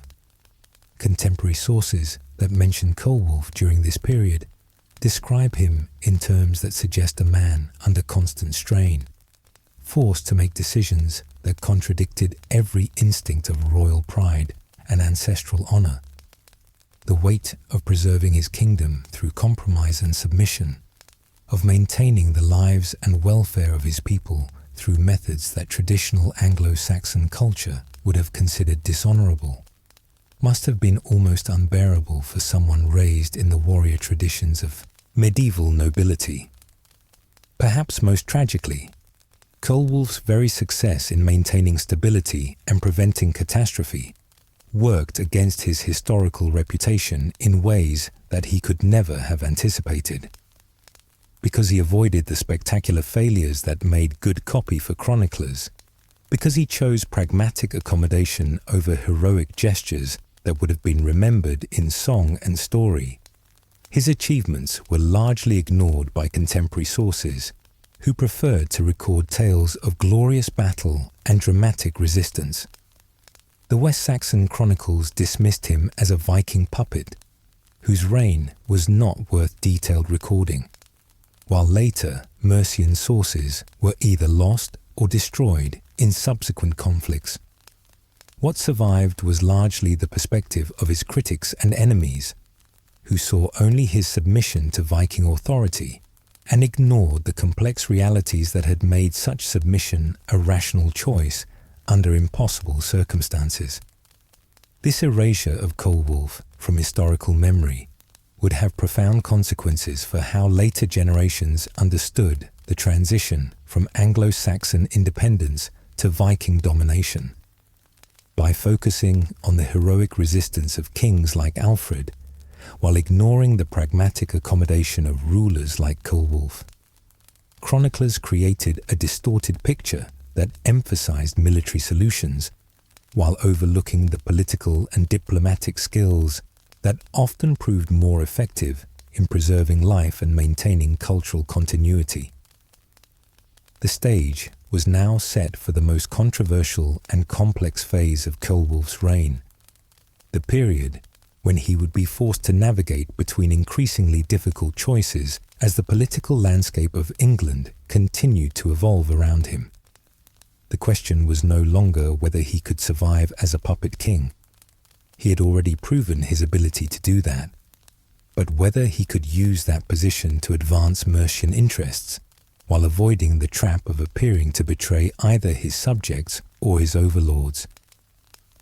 The delicate balance he had constructed was about to face its greatest test, as new challenges emerged that would require all of his political skill and personal resilience to overcome. The puppet king of Mercia was about to discover that survival, while preferable to destruction, was only the first step in a much longer and more complex journey towards some form of restoration or redemption that might justify the terrible price he had paid for his people's continued existence. The true measure of Ceolwulf's kingship would not be found in the grand gestures and heroic battles that chroniclers loved to record, those moments of spectacular triumph or glorious defeat that provided dramatic climaxes for epic tales told around winter fires. Instead, it would be discovered in the countless small decisions that determined whether his people lived or died, prospered or starved, maintained their cultural identity, or dissolved entirely into the great mixing pot of Viking England that was, rapidly reshaping the ethnic and political landscape of Britain. As he settled into his controversial reign during the middle years of the 800s and 70s, Ceolwulf faced challenges that no previous Mercian king had ever been forced to confront. How does one preserve a kingdom's soul while surrendering its independence? How does one serve two masters with conflicting interests without betraying either? How does one maintain personal honor while accepting public humiliation as the price of collective survival? These were not abstract philosophical questions, but immediate practical dilemmas that required constant attention and careful navigation. Every charter he signed, every tax he levied, every alliance he considered had to be evaluated not just for its immediate benefits, but for its potential impact on the delicate web of relationships that kept his truncated kingdom functioning and his people alive. The first great test of his balancing act came not from the Vikings who had installed him, or from the West Saxons who viewed him with suspicion, but from the Welsh kingdoms to the west, where the death of King Rhodri Mor in 878 had created both an opportunity and a crisis that would define the early years of Ceolwulf's reign and establish his credentials as something more than a mere figurehead installed by foreign conquerors. Rhodri, known as the Great for his success in uniting much of Wales under his rule and his fierce resistance to English expansion, had been killed in battle against English forces in circumstances that remain controversial to this day. Mounting evidence suggests that those forces were led by Ceolwulf himself, acting either independently or with Viking approval in a campaign that demonstrated his continued ability to pursue traditional Mercian interests despite his subordinate status. This military action reveals the complex realities of Ceolwulf's position, which was far more nuanced than his critics were willing to acknowledge. Rather than being a passive puppet who simply carried out Viking orders without question, he appears to have maintained the traditional Mercian claim to overlordship over the Welsh kingdoms, pursuing military objectives that served both his own interests and those of his Viking overlords, while demonstrating to his Mercian subjects that he remained capable of asserting royal authority when circumstances permitted. The campaign against Rhodri was not some petty border skirmish, but a major military undertaking that required careful planning, substantial resources, and considerable personal risk for the Mercian king. Rhodri was one of the most formidable warriors of his generation, a king who had successfully united disparate Welsh tribes under his rule, and who commanded fierce loyalty from followers who saw him as their last hope against English expansion. The death of such a powerful enemy eliminated a significant threat to Mercian western borders, while demonstrating that Ceolwulf retained sufficient military capability to pursue aggressive policies when he judged them necessary. For his Mercian subjects, many of whom had begun to doubt whether their new king possessed the strength and determination expected of a true ruler, the victory over Rhodri provided crucial evidence that he was more than just a Viking figurehead. But the victory over Rhodri also created new and more dangerous problems that would test Ceolwulf's political skills to their absolute limits. The death of the Welsh king had left a power vacuum that his sons, Anarod, Cadell, and Merfyn, were eager to fill with the burning intensity of young men who had inherited not only their father's territories, but also his passionate hatred for the English forces responsible for his death. These young princes possessed all the fierce pride and military ambition of their legendary father, combined with the additional motivation of personal vengeance that made them far more dangerous enemies than Rhodri himself had ever been. When they learned that Ceolwulf, the supposed puppet king of Mercia, had played a direct role in their father's demise, they began plotting a retribution that would have far-reaching consequences for the delicate political balance that the Mercian king was trying so desperately to maintain. The Welsh princes understood that they could not hope to match English forces in direct military confrontation, given their smaller numbers and more limited resources. But they also knew that a carefully planned campaign of revenge might exploit the complex political situation in post-conquest England to achieve results far beyond what their purely military capabilities might suggest. Their opportunity came in 881, when Ethelred, the man who would later become Lord of the Mercians under West Saxon overlordship, launched what he believed would be a routine invasion of Gwynedd, designed to assert continuing English dominance over the Welsh kingdoms. Ethelred, known in Welsh sources as Edred Longhair, for reasons that remain obscure, but which probably reflected some distinctive aspect of his appearance or personal style, commanded what appeared to be an overwhelming force of Mercian warriors. The invasion force represented the cream of the Mercian military establishment, veteran warriors who had fought in numerous campaigns and who had every reason to be confident in their ability to defeat what they assumed would be scattered tribal bands lacking unified leadership or coordinated strategy. These were men who had grown up hearing stories of Mercian victories over Welsh forces, who regarded warfare against the Welsh kingdoms as routine border maintenance rather than serious military challenge. But the Welsh had learned much from their father's death and from careful observation of how English military tactics had evolved during the period of Viking conquest. They had spent the intervening years preparing for exactly this kind of invasion, not just by gathering weapons and training warriors, but by developing new strategies specifically designed to exploit the weaknesses they had observed in traditional English approaches to Welsh warfare. When Ethelred's forces crossed into Gwynedd and advanced toward the River Conwy, with the methodical confidence of an army that expected easy victory, they found themselves facing not the disorganized resistance they had anticipated, but a coordinated military force led by princes who fought with the fury of personal vendetta, driving them forward, and the tactical sophistication that comes from careful study of enemy methods. The Battle of the Conwy, fought in 881, became one of the most significant military disasters in Mercian history, a defeat so complete and devastating that it would reshape the political landscape of Wales and Western England for generations to come. Ethelred's invasion force was not merely defeated, but utterly destroyed, with the Mercian leader himself barely escaping with his life, while most of his army perished on Welsh soil.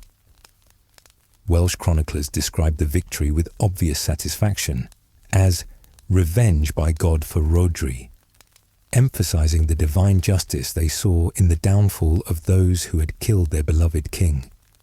The phrase became a rallying cry that would inspire Welsh resistance for decades to come, a reminder that even the mightiest English armies could be defeated by determined defenders fighting on their own soil for causes they held sacred. The psychological impact of the victory extended far beyond its immediate military consequences. For the first time since the Viking conquest, a major English army had been completely destroyed by enemies who were not themselves Vikings, demonstrating that the period of easy English victories over their traditional enemies was ending. The Welsh had proven that they could adapt to new realities and develop new capabilities that made them far more formidable opponents than their previous defeats might have suggested. For Ceolwulf, watching these events unfold from his court in western Mercia, the disaster at Conwy represented both a personal catastrophe and a political earthquake that threatened to upset every carefully constructed relationship he had built during his controversial reign. The defeat exposed the limitations of his puppet kingdom's military power, while simultaneously undermining his credibility with both Viking overlords and Mercian subjects who had expected better leadership from their traditional overlords. The destruction of a major Mercian army also raised serious questions about the kingdom's ability to defend its western borders against further Welsh attacks, or to maintain the tribute relationships that had traditionally brought wealth flowing eastward from the Welsh kingdoms. If Mercia could not even defeat Welsh forces in what should have been a routine punitive expedition, what did that say about the kingdom's ability to fulfill its other obligations and responsibilities? More immediately, dangerous was the impact of the defeat on Ceolwulf's relationship with the Vikings, who had installed him as their client king. The great army had not conquered Mercia simply to watch it lose face in humiliating military defeats that might encourage other enemies to test Viking resolve. They expected their puppet kingdom to maintain at least the appearance of strength, both to preserve the prestige that made indirect rule possible, and to ensure that tribute continued flowing from subject territories that might otherwise begin to question the wisdom of their submission. The failure at Conwy also had profound implications for Ceolwulf's evolving relationship with Alfred of Wessex, the one man who might offer a realistic alternative to complete Viking domination if the political situation could be managed carefully enough. Alfred had spent the years since his great victory at Edington in 878 carefully constructing a network of alliances designed to contain Viking expansion while rebuilding the military strength of Christian England through innovative defensive strategies and diplomatic initiatives. Mercia, despite its puppet status under Viking overlordship, represented a crucial element in Alfred's long-term strategy for the restoration of Anglo-Saxon independence. But the kingdom was only useful as an ally if it could demonstrate enough military capability and political independence to serve as a meaningful partner, rather than simply another Viking client state that would collapse at the first sign of serious pressure. The numismatic evidence from this critical period tells a fascinating story of shifting loyalties and complex negotiations that rarely appear in contemporary chronicles, which were usually more interested in recording dramatic battles and political upheavals than in documenting the subtle diplomatic maneuvering that often determined the fate of kingdoms. The famous two emperors' coins, which show Alfred and Ceolwulf seated side by side as apparent equals, seem to date from precisely this period of crisis and uncertainty. These remarkable coins represent far more than mere currency. They are political documents that reveal the extraordinary diplomatic complexity of Ceolwulf's position during one of the most dangerous periods of his reign.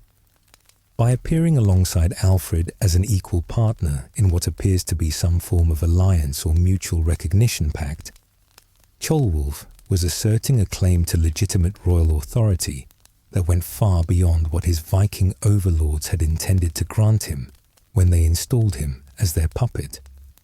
At the same time, the coins served as signals to potential allies in Wessex and elsewhere that Ceolwulf remained a significant player in the larger game of English politics, despite his subordinate status to Viking overlords. The message was clear. Here was a king who might be constrained by foreign domination, but who retained enough independence and political skill to be worth cultivating as an ally for future contingencies.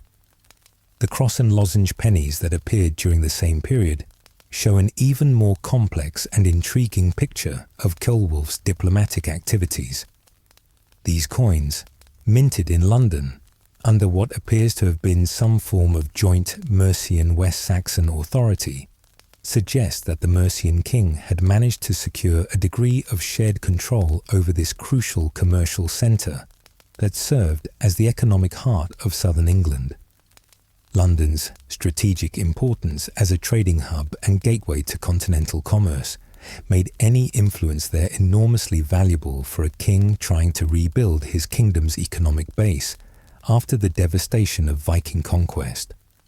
The Thames provided access to the sea routes that connected England to the great commercial centres of Frisia and Francia, while the city's markets served as distribution points for goods flowing throughout the English interior. The fact that Ceolwulf's name appeared on London minted coins alongside Alfred's indicates that his diplomatic efforts were bearing real fruit, that he had managed to negotiate some form of power-sharing arrangement that gave him meaningful influence over one of the most important economic centres in England. This was a remarkable achievement for a supposed puppet king, demonstrating political skills that his critics were reluctant to acknowledge.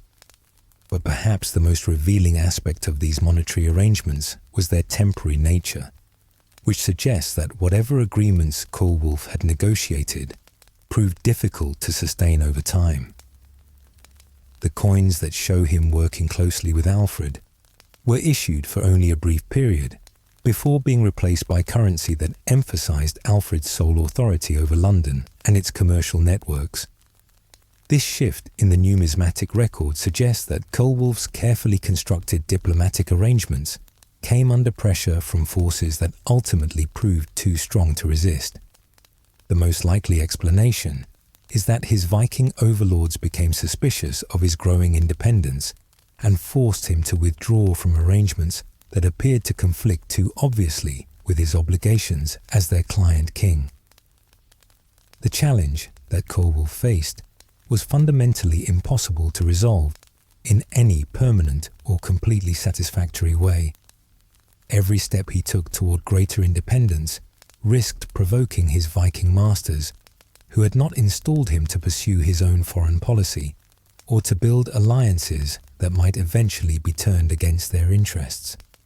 Every concession he made to Viking demands undermined his credibility with potential allies who might otherwise help him escape his subordinate position through diplomatic or military means.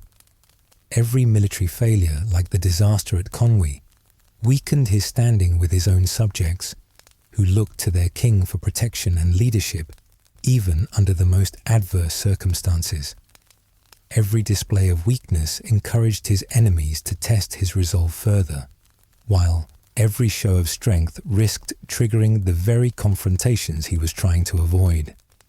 The personal toll of managing these competing pressures and irreconcilable demands must have been enormous for a man who had been raised in the traditional values of Anglo-Saxon warrior culture.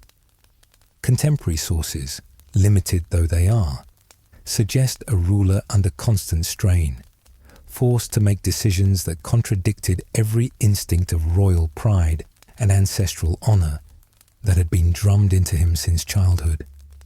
Ceolwulf had been raised to believe that personal courage and martial prowess were the primary measures of royal worth. that a king's duty was to lead his warriors in battle and to die gloriously rather than accept dishonor. Yet his survival strategy required him to appear weak, submissive, and dependent on foreign protection, exactly the opposite of everything he had been taught to value as the essence of kingship. The isolation of his position was perhaps the cruelest aspect of his predicament. Traditional royal advisors, even those who remained loyal to his cause, could offer little useful guidance for navigating a situation without precedent in Anglo-Saxon history. The great noble families of Mercia found themselves forced to choose between supporting a king they saw as compromised and risking their own destruction through futile resistance to overwhelming Viking power. Many chose pragmatic accommodation, accepting Ceolwulf's authority and working within the system he had created, but this support came with the implicit understanding that their loyalty was conditional on his continued ability to protect their interests. If he failed to maintain the delicate balance that kept his kingdom functioning, if he proved unable to satisfy the competing demands of his various constituencies, that support could evaporate as quickly as morning mist. Meanwhile, the broader political landscape of England was shifting in ways that made Ceolwulf's position increasingly precarious and difficult to maintain. Alfred's victories over the Vikings had not only secured Wessex from immediate conquest, but had begun to change the fundamental balance of power between English and Scandinavian forces throughout the island. Where once the Great Army had seemed unstoppable, an irresistible force that could crush any opposition and conquer any kingdom that dared to resist. Now there were clear signs that sustained, intelligent resistance could achieve meaningful results. Alfred's defensive innovations, his careful alliance building, and his systematic approach to military reform were beginning to pay dividends that encouraged other English leaders to think about alternatives to submission. This shift in the strategic balance presented Ceolwulf with perhaps his greatest dilemma. As Viking power appeared to weaken relative to the growing strength of Wessex, the temptation to switch sides and join Alfred's expanding coalition became almost irresistible. Such a move might restore full Mercian independence and allow Ceolwulf to reclaim his complete royal dignity, transforming him from a client king into a genuine ally of the emerging English resistance movement. But betraying his Viking overlords would also require him to break the solemn oaths that bound him to their service, potentially triggering the very destruction and bloodshed he had accepted puppet status to avoid. The hostages they held, almost certainly including members of his own family, made any sudden change of allegiance extremely dangerous, not just for him personally, but for everyone he cared about. More importantly, his kingdom's geographic position in the heart of Viking-controlled territory made it vulnerable to immediate retaliation in ways that distant Wessex could not easily counter. Even if Alfred wanted to help defend Mercia against Viking reprisals, the practical difficulties of providing timely military assistance across hostile territory controlled by enemy forces made such support highly uncertain. The evidence suggests that Ceolwulf spent considerable time and energy exploring this dangerous option, engaging in secret negotiations with West Saxon envoys while maintaining the careful appearance of continued loyalty to his Viking masters. The joint coinage arrangements may have been part of these discussions, serving as a testing ground for closer cooperation while allowing both sides to maintain plausible deniability if the arrangements proved unworkable or too dangerous to continue.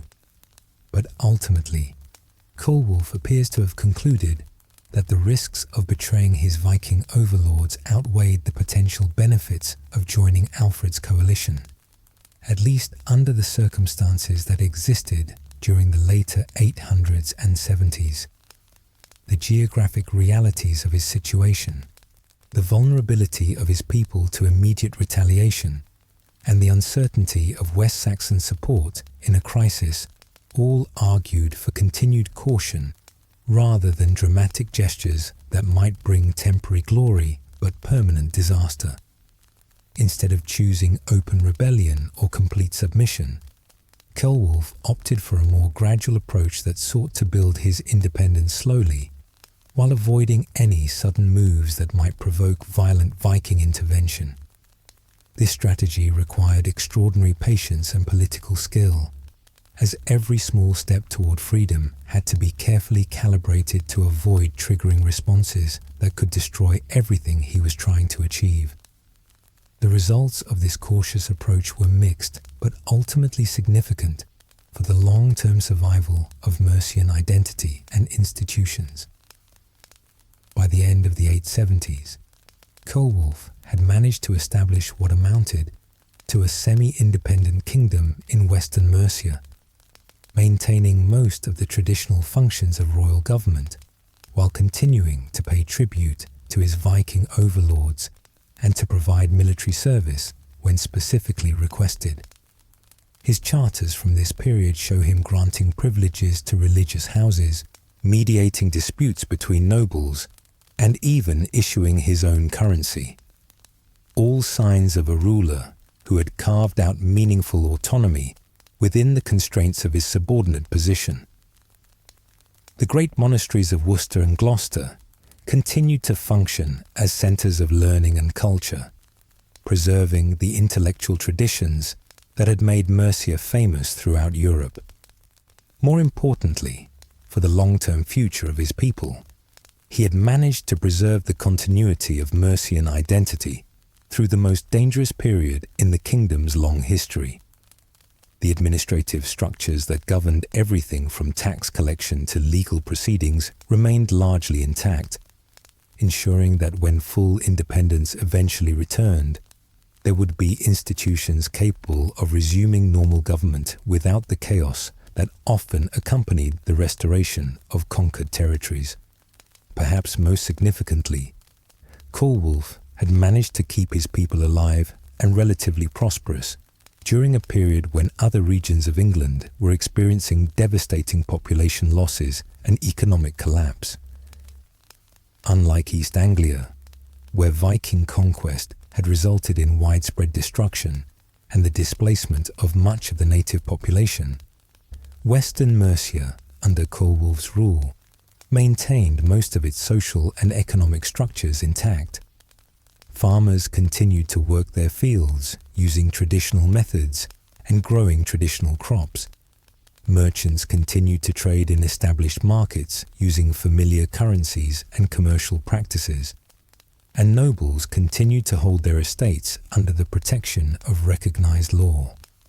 The disruption caused by foreign conquest was certainly significant, but it was far less severe than what occurred in regions that chose armed resistance or suffered direct Viking occupation.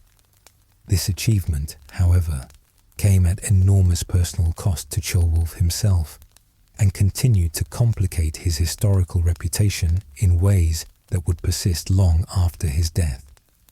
Every compromise he made to preserve his kingdom's survival diminished his own dignity and undermined his standing with those who valued heroic gestures over practical results. Later chroniclers, writing under rulers who had won their independence through military victory rather than diplomatic accommodation, found it easy to dismiss him as a coward or collaborator. The complexity of his situation and the skill required to navigate it successfully were lost in narratives that preferred clear heroes and villains to the messy realities of political survival under impossible circumstances. The very success of his survival strategy worked against his historical reputation, as chroniclers were more interested in recording dramatic failures and spectacular victories than in documenting the patient, undramatic work of keeping a kingdom functioning under foreign domination. As the 870s drew to a close, Ceolwulf faced the greatest challenge yet to his delicate balancing act. Alfred's growing, strength was making it increasingly difficult to maintain neutrality between Viking and West Saxon interests, while changes within the Great Army itself were creating new pressures and opportunities that would test every political skill he had developed during his controversial reign. The puppet king of Mercia was about to face his ultimate test, and the outcome would determine not only his own fate, but the future direction of English history itself. The careful equilibrium he had maintained for so long was becoming increasingly unstable, and soon he would be forced to make choices that could no longer be postponed or evaded through diplomatic skill and political maneuvering. The year 879 marked a turning point in the history of Viking England, though its full significance would only become apparent to later generations who could look back and trace the complex threads of cause and consequence that wove through these pivotal months. For contemporaries living through these events, the changes seemed gradual, and their ultimate direction remained unclear, like the slow shift of seasons that only becomes obvious when winter has already given way to spring. Alfred's great victory at Edington had shattered the myth of Viking invincibility that had terrorized England for more than a decade, while the subsequent Treaty of Wedmore had formalized a new political reality in which English and Scandinavian forces would coexist as equals rather than as conqueror and conquered.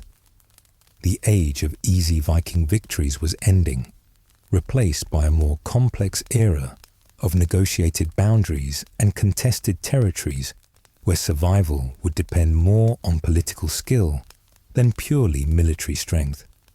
For Ceolwulf, watching these momentous developments unfold from his court in western Mercia, the changing balance of power presented both unprecedented opportunities and mortal dangers that would test every assumption he had made about his own survival and that of his kingdom. The careful equilibrium he had maintained for so long was becoming increasingly unstable, and soon he would be forced to make choices that could no longer be postponed through diplomatic maneuvering or political compromise. The transformation of the Great Army, following its defeat at Edington, had profound implications for Ceolwulf's position that went far beyond the immediate military consequences of Alfred's victory. No longer was he dealing with a unified Viking force that could speak with a single voice and enforce its will throughout occupied England with overwhelming military power. Instead, the army had fragmented into multiple bands, each pursuing its own interests, and often coming into conflict with former allies over territory, tribute, and the direction of future expansion. This fragmentation created opportunities for clever manipulation and diplomatic exploitation that had not existed during the period of unified Viking dominance. A client king with sufficient skill and resources might be able to play different Viking factions against each other, securing better terms from some by threatening to ally with their rivals. But it also meant that agreements made with one Viking leader might be repudiated by another, creating a climate of uncertainty that made long-term planning extremely difficult. The most significant development for the future of England was the decision by many Vikings to accept lands in eastern England and settle down as farmers rather than continuing their careers as professional warriors seeking new territories to conquer. This represented a fundamental shift from conquest to colonization, transforming former raiders into neighbors who had a genuine stake in local stability and prosperity, rather than viewing English territories merely as sources of plunder. For Ceolwulf, these new Viking settlers represented potential allies who might support his independence in exchange for guarantees of peaceful coexistence and continued access to the trade networks that connected eastern England to Scandinavia. Unlike the warrior bands that had originally conquered England, these settlers had families to protect, crops to harvest, and businesses to maintain. interests that made them natural allies of any ruler who could provide the stability and security necessary for long-term prosperity. But other elements of the former Great Army remained committed to conquest and expansion, viewing any signs of English resurgence as threats to be eliminated before they could grow stronger and more dangerous. These hardline Vikings, many of them landless warriors whose only source of income came from raiding and tribute collection, saw Ceolwulf's growing independence as a dangerous precedent that might encourage other puppet rulers to assert their autonomy and challenge the entire system of Viking domination. From their perspective, the puppet king of Mercia was becoming too independent for his own good, too willing to pursue his own interests, rather than simply serving as a convenient administrator for Viking territories. His secret negotiations with Alfred, his attempts to build relationships with other English rulers, and his efforts to reduce his dependence on Viking support all represented potential threats to the established order that had served Viking interests so well since the conquest. The pressure on Ceolwulf intensified dramatically when a new Viking army arrived in England in 879, landing at Fulham on the Thames with unclear intentions but obvious military capabilities that could potentially reshape the entire political landscape of southern England. This fresh force, composed largely of Vikings who had not participated in the earlier conquests and who therefore had no established relationships with existing puppet rulers, brought new energy to the Scandinavian presence in England, while potentially destabilizing all the delicate arrangements that had evolved since Eddington. The arrival of this new army presented Ceolwulf with perhaps the most impossible dilemma of his entire reign. If he welcomed them as allies and offered them the support and supplies they would need to establish themselves in England, he risked provoking Alfred and losing the independence he had so carefully cultivated over years of patient diplomatic work. The West Saxon king had made it clear that he viewed any strengthening of Viking forces as a direct threat to his own kingdom's security, and open collaboration with new invaders would certainly be seen as an act of hostility. But if he opposed the new arrivals or refused to provide the assistance they might demand, he could find himself facing the combined wrath of both the newcomers and his existing Viking overlords, who might interpret resistance to any Viking force as disloyalty to their own interests and evidence of treasonous inclinations that needed to be eliminated. The bonds of oath and hostage that tied him to his original patrons made it extremely dangerous to appear to be working against any Scandinavian interests, even those of Vikings who had no direct connection to his own supporters. The archaeological evidence from this critical period, particularly the famous Watlington hoard discovered in 2015, provides tantalizing clues about the crisis that was developing throughout England during these months of political uncertainty and shifting alliances. The hoard, buried sometime around 879 to 880, according to careful analysis of its contents, contains a remarkable mixture of English and Viking silver that tells the story of a world in transition and upheaval. The collection includes examples of the two emperors' coins that document Ceolwulf's cooperation with Alfred, cross and lozenge pennies that reveal the complex monetary arrangements between different English kingdoms, and Viking silver that demonstrates the continued importance of Scandinavian trade networks even after the military defeats that had reduced Viking political power. The hoard represents a snapshot of the complex economic and political relationships that existed in England during this crucial period. The fact that this treasure was hastily buried and never recovered suggests that its owner fled or died during a period of sudden violence and upheaval, exactly what might be expected if the careful political arrangements of the 870s were breaking down catastrophically under the pressure of new challenges and changing circumstances.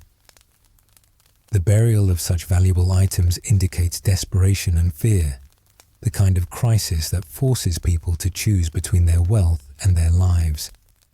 The hoard's contents tell a story of a world where the clear divisions between English and Viking, Christian and pagan, conqueror and conquered were becoming increasingly blurred and meaningless. The presence of both Alfred's and Ceolwulf's coins in the same collection suggests that whoever buried this treasure saw no contradiction between serving multiple masters simultaneously, or perhaps recognized that survival in this chaotic period required maintaining good relations with all parties, regardless of their nominal allegiances or theoretical conflicts. But perhaps the most ominous aspect of the Watlington hoard for understanding Ceolwulf's fate is what it doesn't contain. While the collection includes coins dating up to 879 to 880, there are no examples of the later currency types that would dominate English monetary systems in the 880s and beyond. This gap in the archaeological record suggests that the hoard's owner disappeared from the scene just as Ceolwulf himself was vanishing from the historical record, possibly indicating that both were victims of the same crisis or series of crises that transformed English politics during this period. The last reliable mention of Ceolwulf in contemporary sources dates to this same crucial period, after which he disappears from charters, chronicles, and all other forms of historical documentation with a completeness that suggests deliberate erasure rather than natural death or peaceful retirement. This sudden vanishing has puzzled historians for centuries and given rise to numerous theories about what might have happened to the puppet king of Mercia during these months of political upheaval. One possibility that has gained support among some modern historians is that Ceolwulf fell victim to the same Viking hardliners who may have been responsible for the violence that caused the burial of the Watlington hoard. If elements within the Scandinavian community had concluded that he was becoming too independent and too willing to cooperate with English enemies of Viking interests, they might have decided to eliminate him and install a more compliant replacement who would be less likely to pursue an independent agenda. The fact that his successor, Ethelred, would prove far more willing to submit to West Saxon overlordship rather than maintain the complex balance between Viking and English interests that Ceolwulf had tried to establish suggests that the puppet king's disappearance may have backfired spectacularly from the Vikings' perspective. Instead of securing a more reliable client, they may have created the conditions for their own eventual expulsion from Western Mercia. Another theory that has gained credibility in recent years holds that Ceolwulf was removed not by his Viking overlords, but by his own Mercian nobles, who had grown tired of the humiliation of puppet rule and decided to take matters into their own hands before the political situation deteriorated further. This interpretation gains some support from the fact that Ethelred, while accepting West Saxon overlordship, at least restored genuine Mercian independence from direct Viking control, rather than maintaining the client relationship that had defined Ceolwulf's reign. From this perspective, Ceolwulf's disappearance was not a tragedy, but a necessary step in Mercia's eventual liberation from foreign domination.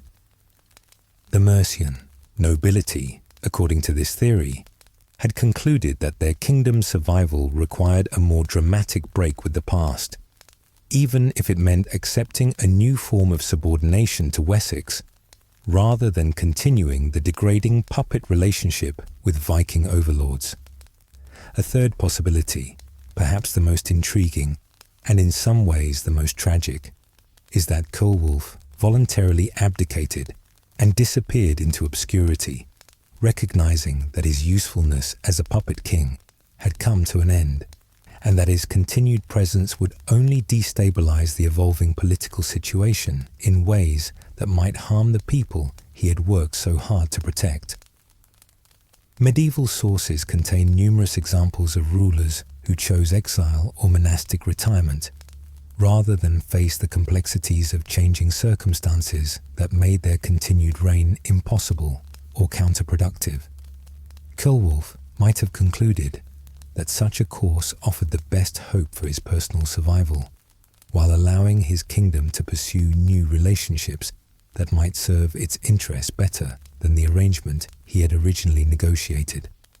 The rise of Ethelred as Lord of the Mercians provides some important clues about the circumstances surrounding Ceolwulf's disappearance and the broader changes that were reshaping English politics during this period.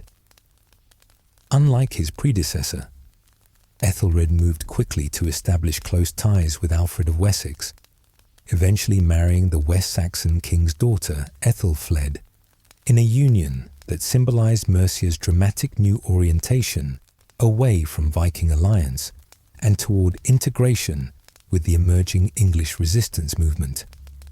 This dramatic shift in policy, accomplished with remarkable speed and apparent ease, suggests that Ceolwulf's removal was connected to broader changes in the political landscape that made his particular approach to survival not just obsolete, but actively counterproductive. The careful balance he had maintained between Viking and English interests may have become impossible to sustain as the two sides moved toward more open confrontation. The transformation of London's coinage during this period tells a similar story of sudden and comprehensive political change. Where earlier coins had shown Ceolwulf sharing authority with Alfred in what appeared to be some form of alliance or mutual recognition pact, the new currency emphasized Alfred's sole control over this crucial commercial center. This change indicates that whatever arrangements Ceolwulf had negotiated for shared influence in London had been superseded by new agreements that excluded Mercian participation entirely. The speed and completeness of this transformation suggests that Ceolwulf's removal was not the result of gradual erosion of his position, but rather a sudden crisis that eliminated his influence entirely within a matter of months or even weeks. Such rapid change is more consistent with violent overthrow or forced abdication than with natural death or peaceful retirement. Perhaps most tellingly, the sources that do mention Ceolwulf's disappearance treat it as an accomplished fact, rather than a recent tragedy requiring explanation or lamentation. There are no contemporary expressions of grief for a fallen king, no calls for vengeance against his murderers, no attempts to restore his line to power or to honor his memory with appropriate ceremonies. This silence suggests that his removal, however it was accomplished, was accepted by most observers as a necessary step in the evolution of English politics, rather than as a crime requiring justice or a tragedy deserving commemoration. The absence of any effort to restore his family to power or to seek revenge for his fate indicates that even his supporters recognized that his time had passed and that the kingdom's interests required new leadership and new approaches. The establishment of St. Oswald's Priory in Gloucester by Ethelred and Ethelfled may provide a final clue to both Ceolwulf's fate and the broader meaning of the political transformation that was sweeping through England during this period. This religious house, founded on a site where Mercian kings had traditionally been crowned and celebrated, served as both a symbol of the new regime's legitimacy and a deliberate replacement for the royal burial ground at Repton, which had been desecrated by the Vikings during their conquest of Eastern Mercia. The choice to build a new religious centre rather than restore the old one suggests that the new rulers wanted to break completely with the immediate past, including any associations with Ceolwulf's controversial reign and the compromises it had required. They were not simply restoring the old Mercia, but creating something new that would combine Mercian traditions with West Saxon innovations and Christian symbolism. The translation of St. Oswald's relics to this new foundation in 909 represented more than just a religious ceremony. It was a powerful political statement about the restoration of legitimate Christian kingship in Mercia after a period of compromise and collaboration with pagan forces. By choosing Oswald, the great Northumbrian king and martyr, who had died fighting pagan enemies, as their patron saint, Ethelred and Ethelfled were asserting their commitment to the kind of heroic resistance that Ceolwulf had been unwilling or unable to provide. The symbolism was unmistakable. The age of puppet kings and pragmatic accommodation was ending, replaced by a new era of Christian unity and heroic resistance to foreign domination. Ceolwulf's legacy was being deliberately buried beneath layers of new narrative that emphasized courage over caution, faith over calculation, and heroic sacrifice over practical survival. Yet even as the new rulers distanced themselves from their predecessors' legacy and methods, they may have benefited more from his reign than they cared to admit or acknowledge publicly. The kingdom that Ceolwulf passed on to Ethelred, while reduced in territory and damaged in prestige, retained most of its essential institutional structures and cultural identity intact.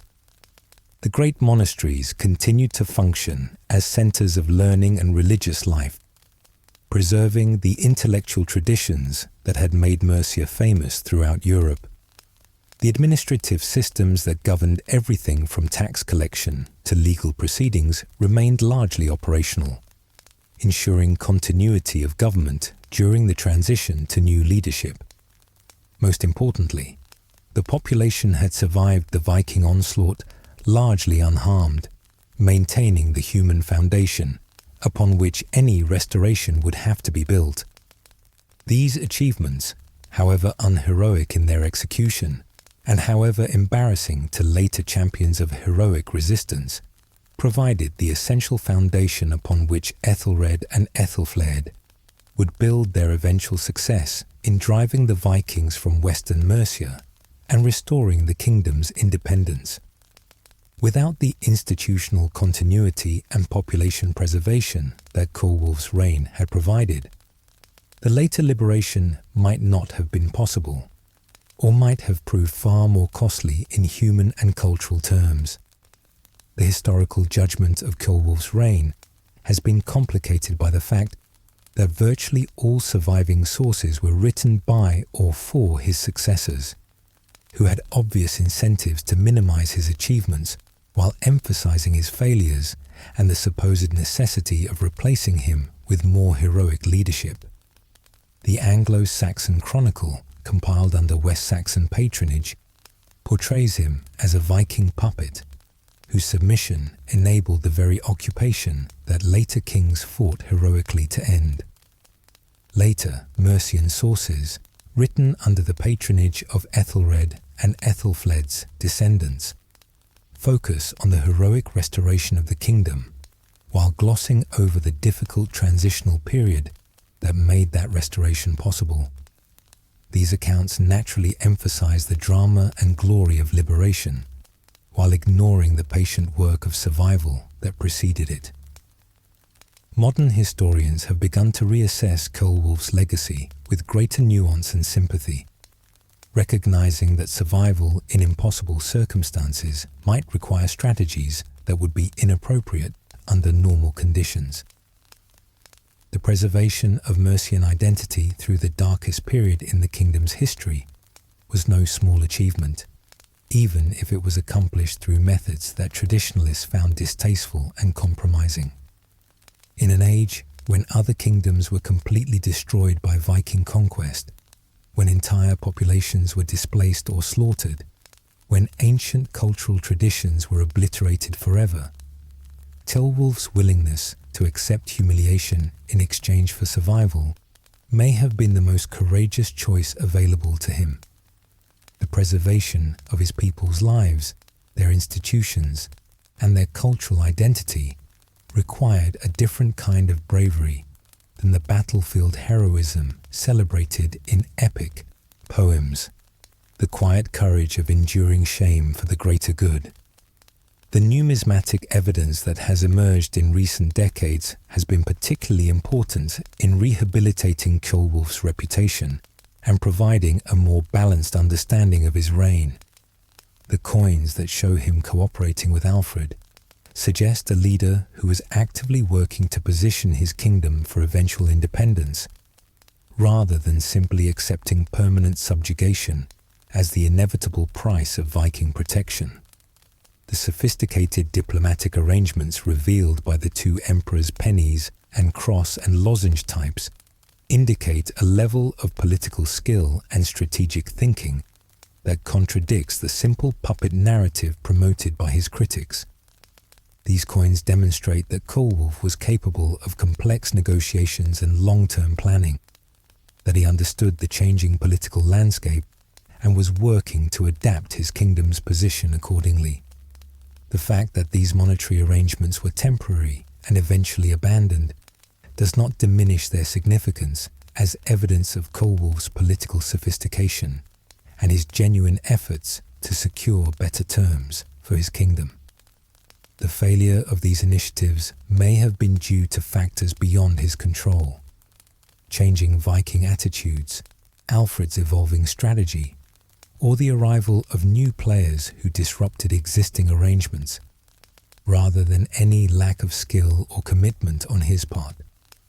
Perhaps the most important lesson of Ceolwulf's reign is that leadership in crisis situations often requires choices that seem shameful to those who have never faced similar dilemmas. The puppet king of Mercia was forced to choose between his personal honor and his people's survival, between the glory of heroic resistance and the practical benefits of pragmatic accommodation, between the satisfaction of dying with sword in hand and the responsibility of living to protect those who depended on him. His choice may not have been the stuff of heroic legend that inspired future generations of warriors, but it was a choice that preserved lives and maintained hope for a better future. In the harsh arithmetic of survival, the kingdom that emerged from Ceolwulf's reign was damaged but intact, reduced but still recognizable, humiliated but still breathing. That may have been the best outcome possible under the circumstances he faced. The mystery of his disappearance adds a final layer of complexity to an already enigmatic figure whose legacy defies simple categorization. Whether he died as a victim of political violence, voluntarily withdrew from public life to avoid further complications, or simply faded into obscurity as his usefulness ended, Ceolwulf vanished at precisely the moment when the political arrangements he had so carefully constructed were being replaced by new and different forms of English unity. The timing of his disappearance suggests that he may have recognized, perhaps better than anyone else, that his role as a transitional figure was coming to an end. The careful balance he had maintained between Viking and English interests was becoming impossible to sustain as the two sides moved toward more open confrontation and clearer choices about alliance and identity. His vanishing may have been a final gift to his people, the removal of a figure whose continued presence would have complicated the kingdom's transition to new relationships and new forms of independence. By disappearing when he did, Ceolwulf allowed Mercia to embrace its future without being burdened by the complexities and compromises of its recent past. In the end, the puppet king's greatest achievement may have been his own obsolescence. By preserving Mercia through its darkest hour, he ensured that there would be a kingdom for others to restore and rebuild. By maintaining the institutions and identity that defined Mercian civilization, he provided the foundation upon which future generations could construct something new and better. By accepting the thankless role of transitional figure, he enabled the transformation from Viking-dominated fragmentation to Anglo-Saxon unity that would eventually create the England we know today. His reign served as a bridge between the old world of independent Anglo-Saxon kingdoms and the new world of unified English resistance to foreign domination. The Puppet King's legacy is written not in the chronicles that ignored him, or the monuments that were never built to honor his memory, but in the survival of the people he protected and the continuity of the culture he preserved.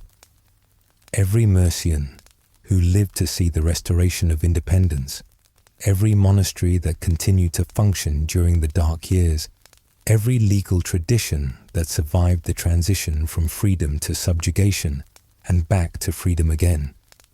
All of these represent Ceolwulf's true monument.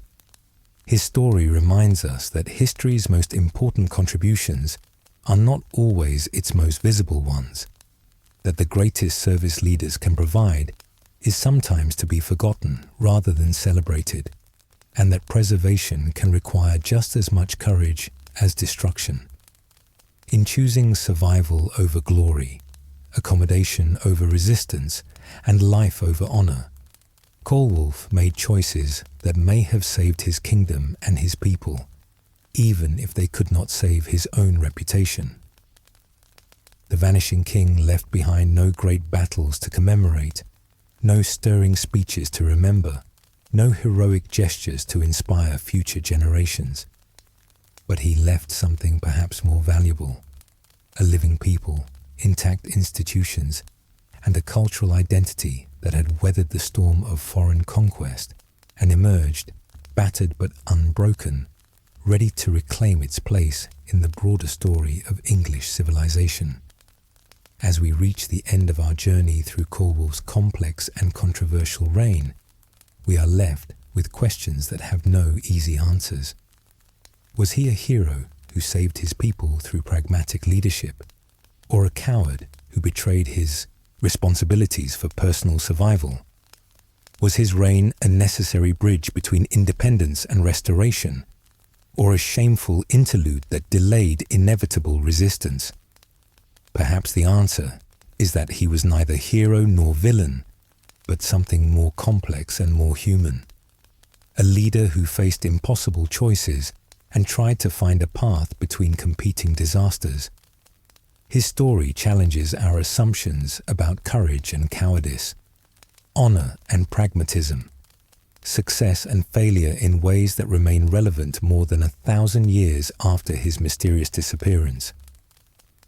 As we draw toward the end of our long journey through the twilight years of independent Mercia and the mysterious reign of its most controversial king, it's worth pausing in the gentle darkness of your bedroom to reflect on the extraordinary complexity of the story we've explored together. The night is growing deep around us, and sleep is beginning to claim your thoughts. But before you drift away completely, consider for a moment the impossible choices that faced a man whose name was nearly erased from history, yet whose decisions shaped the very foundations of England itself. Ceolwulf of Mercia stands as one of history's most enigmatic figures, neither the clear hero nor obvious villain that chroniclers prefer to write about, but something far more human and infinitely more complex. In an age that valued martial courage above all other virtues, when songs were sung of heroes who died with swords in their hands and glory blazing in their hearts, he chose the infinitely harder path of political survival through compromise and accommodation.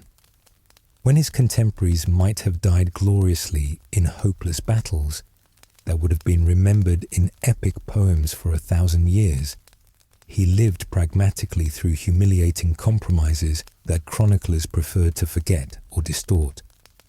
When pride demanded resistance unto death, wisdom counseled accommodation with life.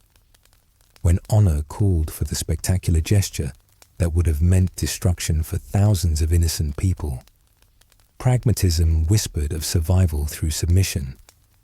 The Puppet King's legacy challenges our most basic assumptions about leadership and honor in ways that make us uncomfortable even today. We are culturally conditioned to admire those who fight against impossible odds, who choose death before dishonor, who inspire others through their willingness to sacrifice everything for abstract principles. These are the kings whose names echo through the ages like great bells tolling across the centuries, whose deeds are celebrated in song and story, whose memories provide comfort and inspiration to future generations facing their own dark hours. But what of those leaders who choose survival over sovereignty? What of rulers who accept shame to spare their people suffering? What of kings who preserve what they can, rather than lose everything in futile gestures of defiance that serve no purpose beyond personal satisfaction? These figures make us deeply uncomfortable because they force us to confront questions we would rather avoid about the true nature of courage and the real costs of leadership in impossible circumstances. Ceolwulf's reign offers no easy answers to these troubling questions, no simple formulas that can be applied to other situations or other times.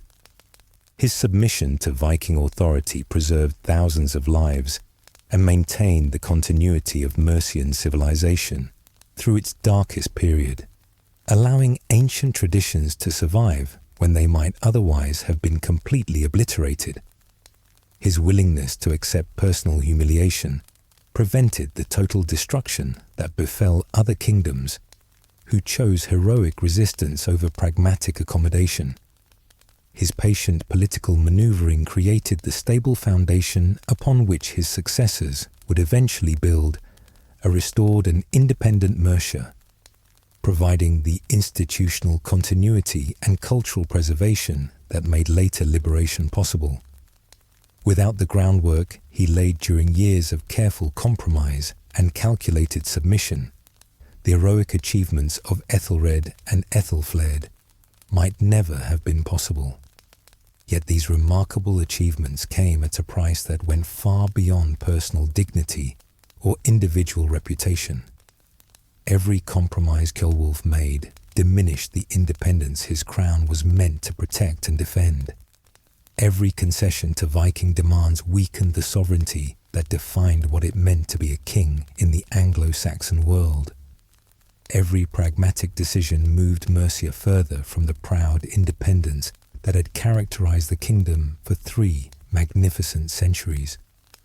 The puppet king's dilemma reflects a fundamental tension that appears throughout human history whenever established powers confront overwhelming force that threatens their very existence. Do we preserve what we can through accommodation and compromise, accepting reduced circumstances in hopes of eventual recovery? Or do we risk everything in defense of principles that may not survive our defeat, choosing glorious destruction over shameful survival?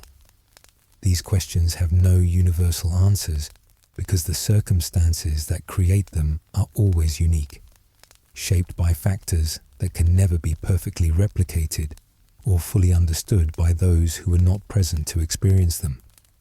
What worked for Ceolwulf in 9th century Mercia might have been disastrous in different times and places, just as strategies that succeeded elsewhere might have led to catastrophe in his particular situation.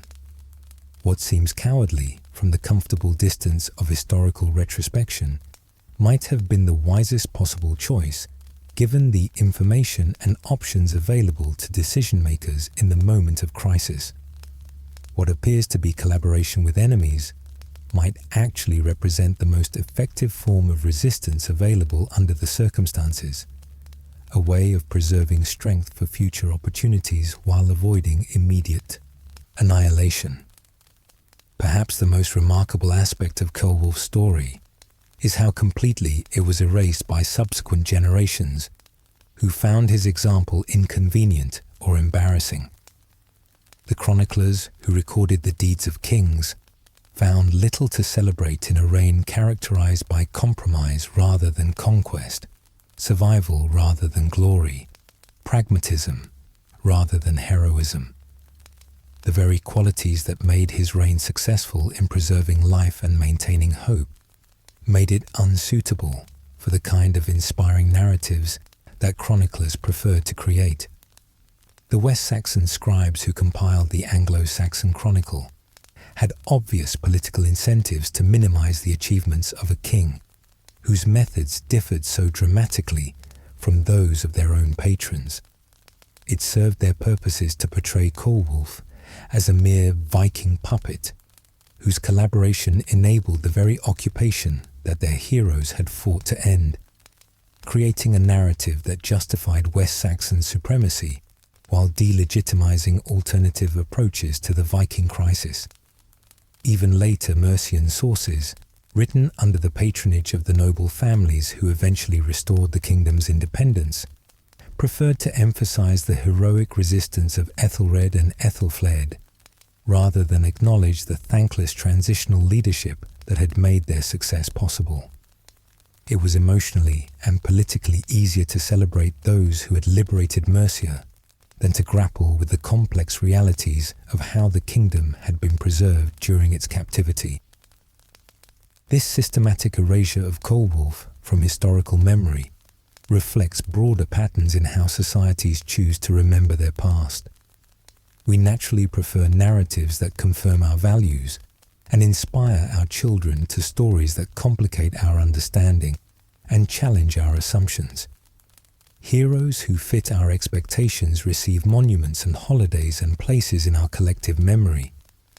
Figures who defy easy categorization are forgotten, ignored, or transformed into villains whose failures justify their successors' triumphs.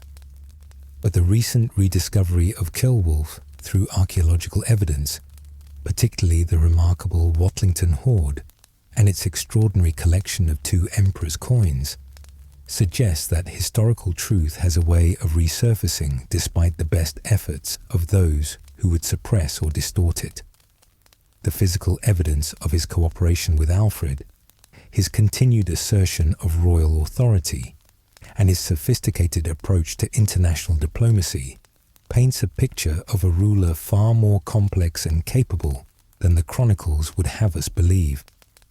These discoveries remind us that history is never as simple as its chroniclers pretend, that the real world of medieval politics was far more nuanced and morally ambiguous than the clear-cut narratives of later propagandists would suggest.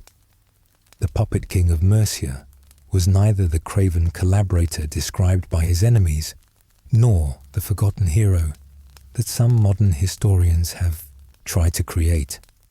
He was something more interesting and more recognizably human, a leader who faced impossible choices and tried to find a path between competing disasters. In our own age, when the world often seems full of impossible choices and competing disasters, when leaders around the globe face dilemmas that have no clear solutions and no outcomes that don't involve significant costs, Ceolwulf's example offers both warning and inspiration. His story reminds us that leadership sometimes requires accepting unpopular decisions for the greater good, that survival sometimes demands compromises that feel like betrayals of everything we hold dear, and that the preservation of what we value most may require sacrificing what we thought defined us. As you drift toward sleep in the quiet darkness of your room, perhaps you might consider what you would have done in Ceolwulf's impossible position. Faced with overwhelming force threatening everything you had been raised to protect, would you have chosen the glory of heroic resistance that leads to certain death, or the shame of pragmatic accommodation that preserves life? Would you have preferred to be remembered as a martyred hero whose name inspired future generations, or forgotten as a successful survivor whose sacrifice enabled others to achieve what you could not? These are not merely academic questions, for in smaller ways we all face moments when we must choose between principle and pragmatism, between idealism and realism, between the person we want to be and the person our circumstances require us to become. Ceolwulf's story suggests that there can be honor in making the harder choice, even when that choice brings no glory and little gratitude from from those whose lives it preserves. The puppet king of Mercia reminds us that history's most important figures are not always its most celebrated ones, that the greatest service leaders can provide is sometimes to be forgotten rather than remembered, and that preservation can require just as much courage as destruction. Sometimes the most valuable contribution we can make is to serve as bridges between the world that was and the world that might be, to preserve what matters most, even when preservation requires abandoning what we thought defined us. In the end, Ceolwulf achieved something that all his more famous contemporaries failed to accomplish. He ensured that there would be a future for his people and his culture. His compromises preserved the institutions, traditions, and human lives that would eventually restore Mercian independence and contribute to the creation of a united England. His humiliation bought the time needed for recovery and renewal. His forgotten reign made possible all the celebrated achievements that followed. Perhaps that is enough for any leader to accomplish. Perhaps being forgotten is a small price to pay for ensuring that others will be remembered. Perhaps the highest form of leadership is accepting that your role is to be the bridge rather than the destination, the foundation rather than the monument, the price paid rather than the prize won. As sleep begins to take hold and carry you gently into dreams, let the story of Ceolwulf the Puppet King remind you that courage takes many forms, that honor can be found in the most unexpected places, and that sometimes the greatest victories are won by those who have the strength to lose with grace and dignity. In the quiet darkness of night, when the complexity of the world seems almost too much to bear, remember that survival itself can be a form of heroism, and that preserving what we love sometimes requires sacrificing who we thought we were. The Puppet King's vigil is ended, his mysterious disappearance from history complete, but the values he preserved through his sacrifice live on in every choice we make to prioritize substance over symbol, survival over pride, and hope over despair. His legacy is written not in stone monuments or epic poems, but in the continuing existence of the culture he protected and the people he saved. Rest well, dear listener, and may your dreams be filled with the wisdom to distinguish between different forms of courage, the strength to make difficult choices when they are required, and the peace that comes from knowing that even in our darkest hours, there are always those working quietly to preserve the light for future generations. Sleep peacefully in the knowledge that even the most forgotten kings can teach us something profound about the courage required to be truly human, and that sometimes the greatest gift we can give is our willingness to be misunderstood by history for the sake of those we serve. The night is deep and gentle around you, and in your dreams, perhaps, you will find Ceolwulf at last at peace, his burden lifted, his people safe, his choices vindicated by the simple fact that his kingdom survived to see another dawn. Sweet dreams, and thank you for joining me on this journey through one of history's most complex and thought-provoking stories. Until we meet again in the gentle realm of historical dreams, sleep well knowing that courage comes in many forms, and that sometimes the bravest choice is the one that leaves no glory behind, only life, hope, and the possibility of tomorrow.